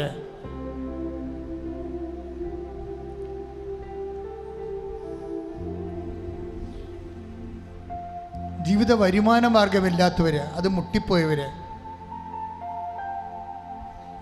പലതരത്തിലുള്ള ബാങ്ക് ഡിമാൻഡ് നോട്ടീസ് ലഭിച്ചിരിക്കുന്നവർ, പക്ഷെ അതിനെ അടക്കാനൊരു മാർഗം അവർ കാണാത്തവർ, വിവാഹ തടസ്സമുള്ളവർ, കുഞ്ഞുങ്ങളില്ലാത്തവർ, വിദേശ ജോലിയിൽ അവിടെ വീട് വാങ്ങിക്കാൻ ഉദ്ദേശിക്കുന്നവർ, കിട്ടാത്തവർ, വീട് വിൽക്കാൻ ഉദ്ദേശിക്കുന്നവർ, നാട്ടിലായാലും വീട് വിൽക്കാൻ ഉദ്ദേശിക്കുന്നവർ, സ്ഥലം വിൽക്കാൻ ഉദ്ദേശിക്കുന്നവർ, നടക്കാത്തവർ, അന്യദേശങ്ങളിൽ സ്ഥലം വാങ്ങിച്ചിട്ടിട്ട് അവിടെ പൊറുക്കാൻ പറ്റാതെ വിറ്റ് മാറാൻ ഉദ്ദേശിച്ചിട്ട് വിൽക്കാൻ പറ്റാത്തവർ, അവരെല്ലാം ഓർത്ത് പ്രാർത്ഥിക്കേണ്ട സമയമാണ്. കിടപ്പ് രോഗികൾ, പലതരത്തിലുള്ള മയക്കുമരുന്നിന് അകപ്പെട്ടു പോയവർ, കർത്താവിൻ്റെ വിശുദ്ധമായ രക്തം അവരുമെല്ലാം തളിക്കപ്പെടാൻ വേണ്ടിയും, ശത്രുക്കൾ ചവിട്ടിപ്പിടിച്ച് വെച്ചിരിക്കുന്ന നിങ്ങളുടെ സ്വത്തുകൾ, നിങ്ങൾ ജീവിക്കാൻ മാർഗമില്ലാത്ത അവസ്ഥകൾ, കണ്ണീരോടെ കർത്താവിന് തിരിച്ച് അമ്മയുടെ മാധ്യം സമർപ്പിച്ചുകൊണ്ട് ശ്രദ്ധിക്കട്ടെ. ഹല്ലേലൂയ, ഹല്ലേലൂയ, ആരാധന,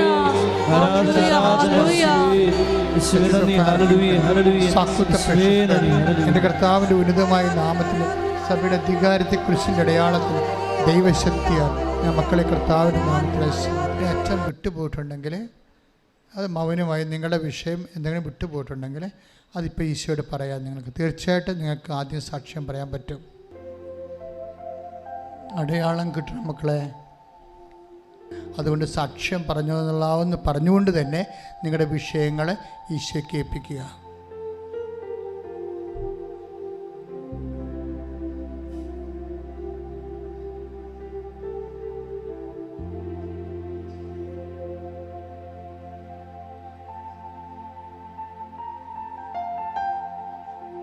പ്രൈസ് ലോർഡ്. മുട്ട നിൽക്കുക. ആശീർവാദം.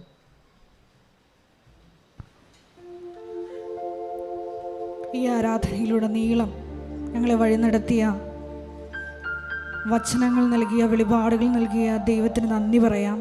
ഒരിക്കൽ കൂടി ഉടമ്പടിയിൽ വെച്ച എല്ലാ വിഷയങ്ങളും ദിവ്യകാരുണ്യ സന്നിധിയിൽ സമർപ്പിച്ചുകൊണ്ട് പരിശുദ്ധ അമ്മയുടെ പ്രത്യക്ഷീകരണത്തിൻ്റെ സാക്ഷിയാക്കി എന്നെയും എൻ്റെ കുടുംബത്തെയും എത്രയും വേഗം ഉയർത്തണമേ എന്ന് പ്രാർത്ഥിച്ചുകൊണ്ട് ശിരസ് നമിച്ച് നമുക്ക് ദിവ്യകാരുണ്യനാഥൻ്റെ ആശീർവാദം സ്വീകരിക്കാം.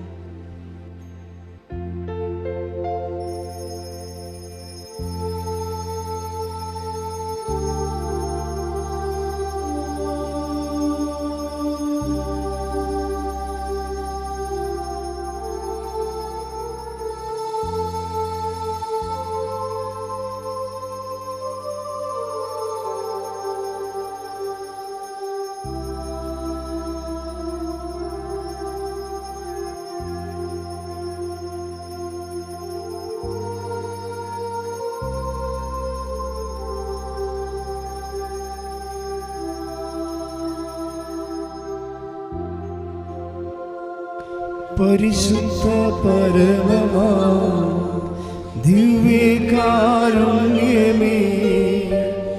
എന്നുമെന്നും അങ്ങേയ്ക്കാരാധന. പരിശുദ്ധ പരമമാ ദിവ്യകാരുണ്യമേ, എന്നുമെന്നും അങ്ങേയ്ക്കാരാധന. പരിശുദ്ധ പരമമാ ദിവ്യകാരുണ്യമേ എന്നുമെന്നും അങ്ങേക്കാരാധന.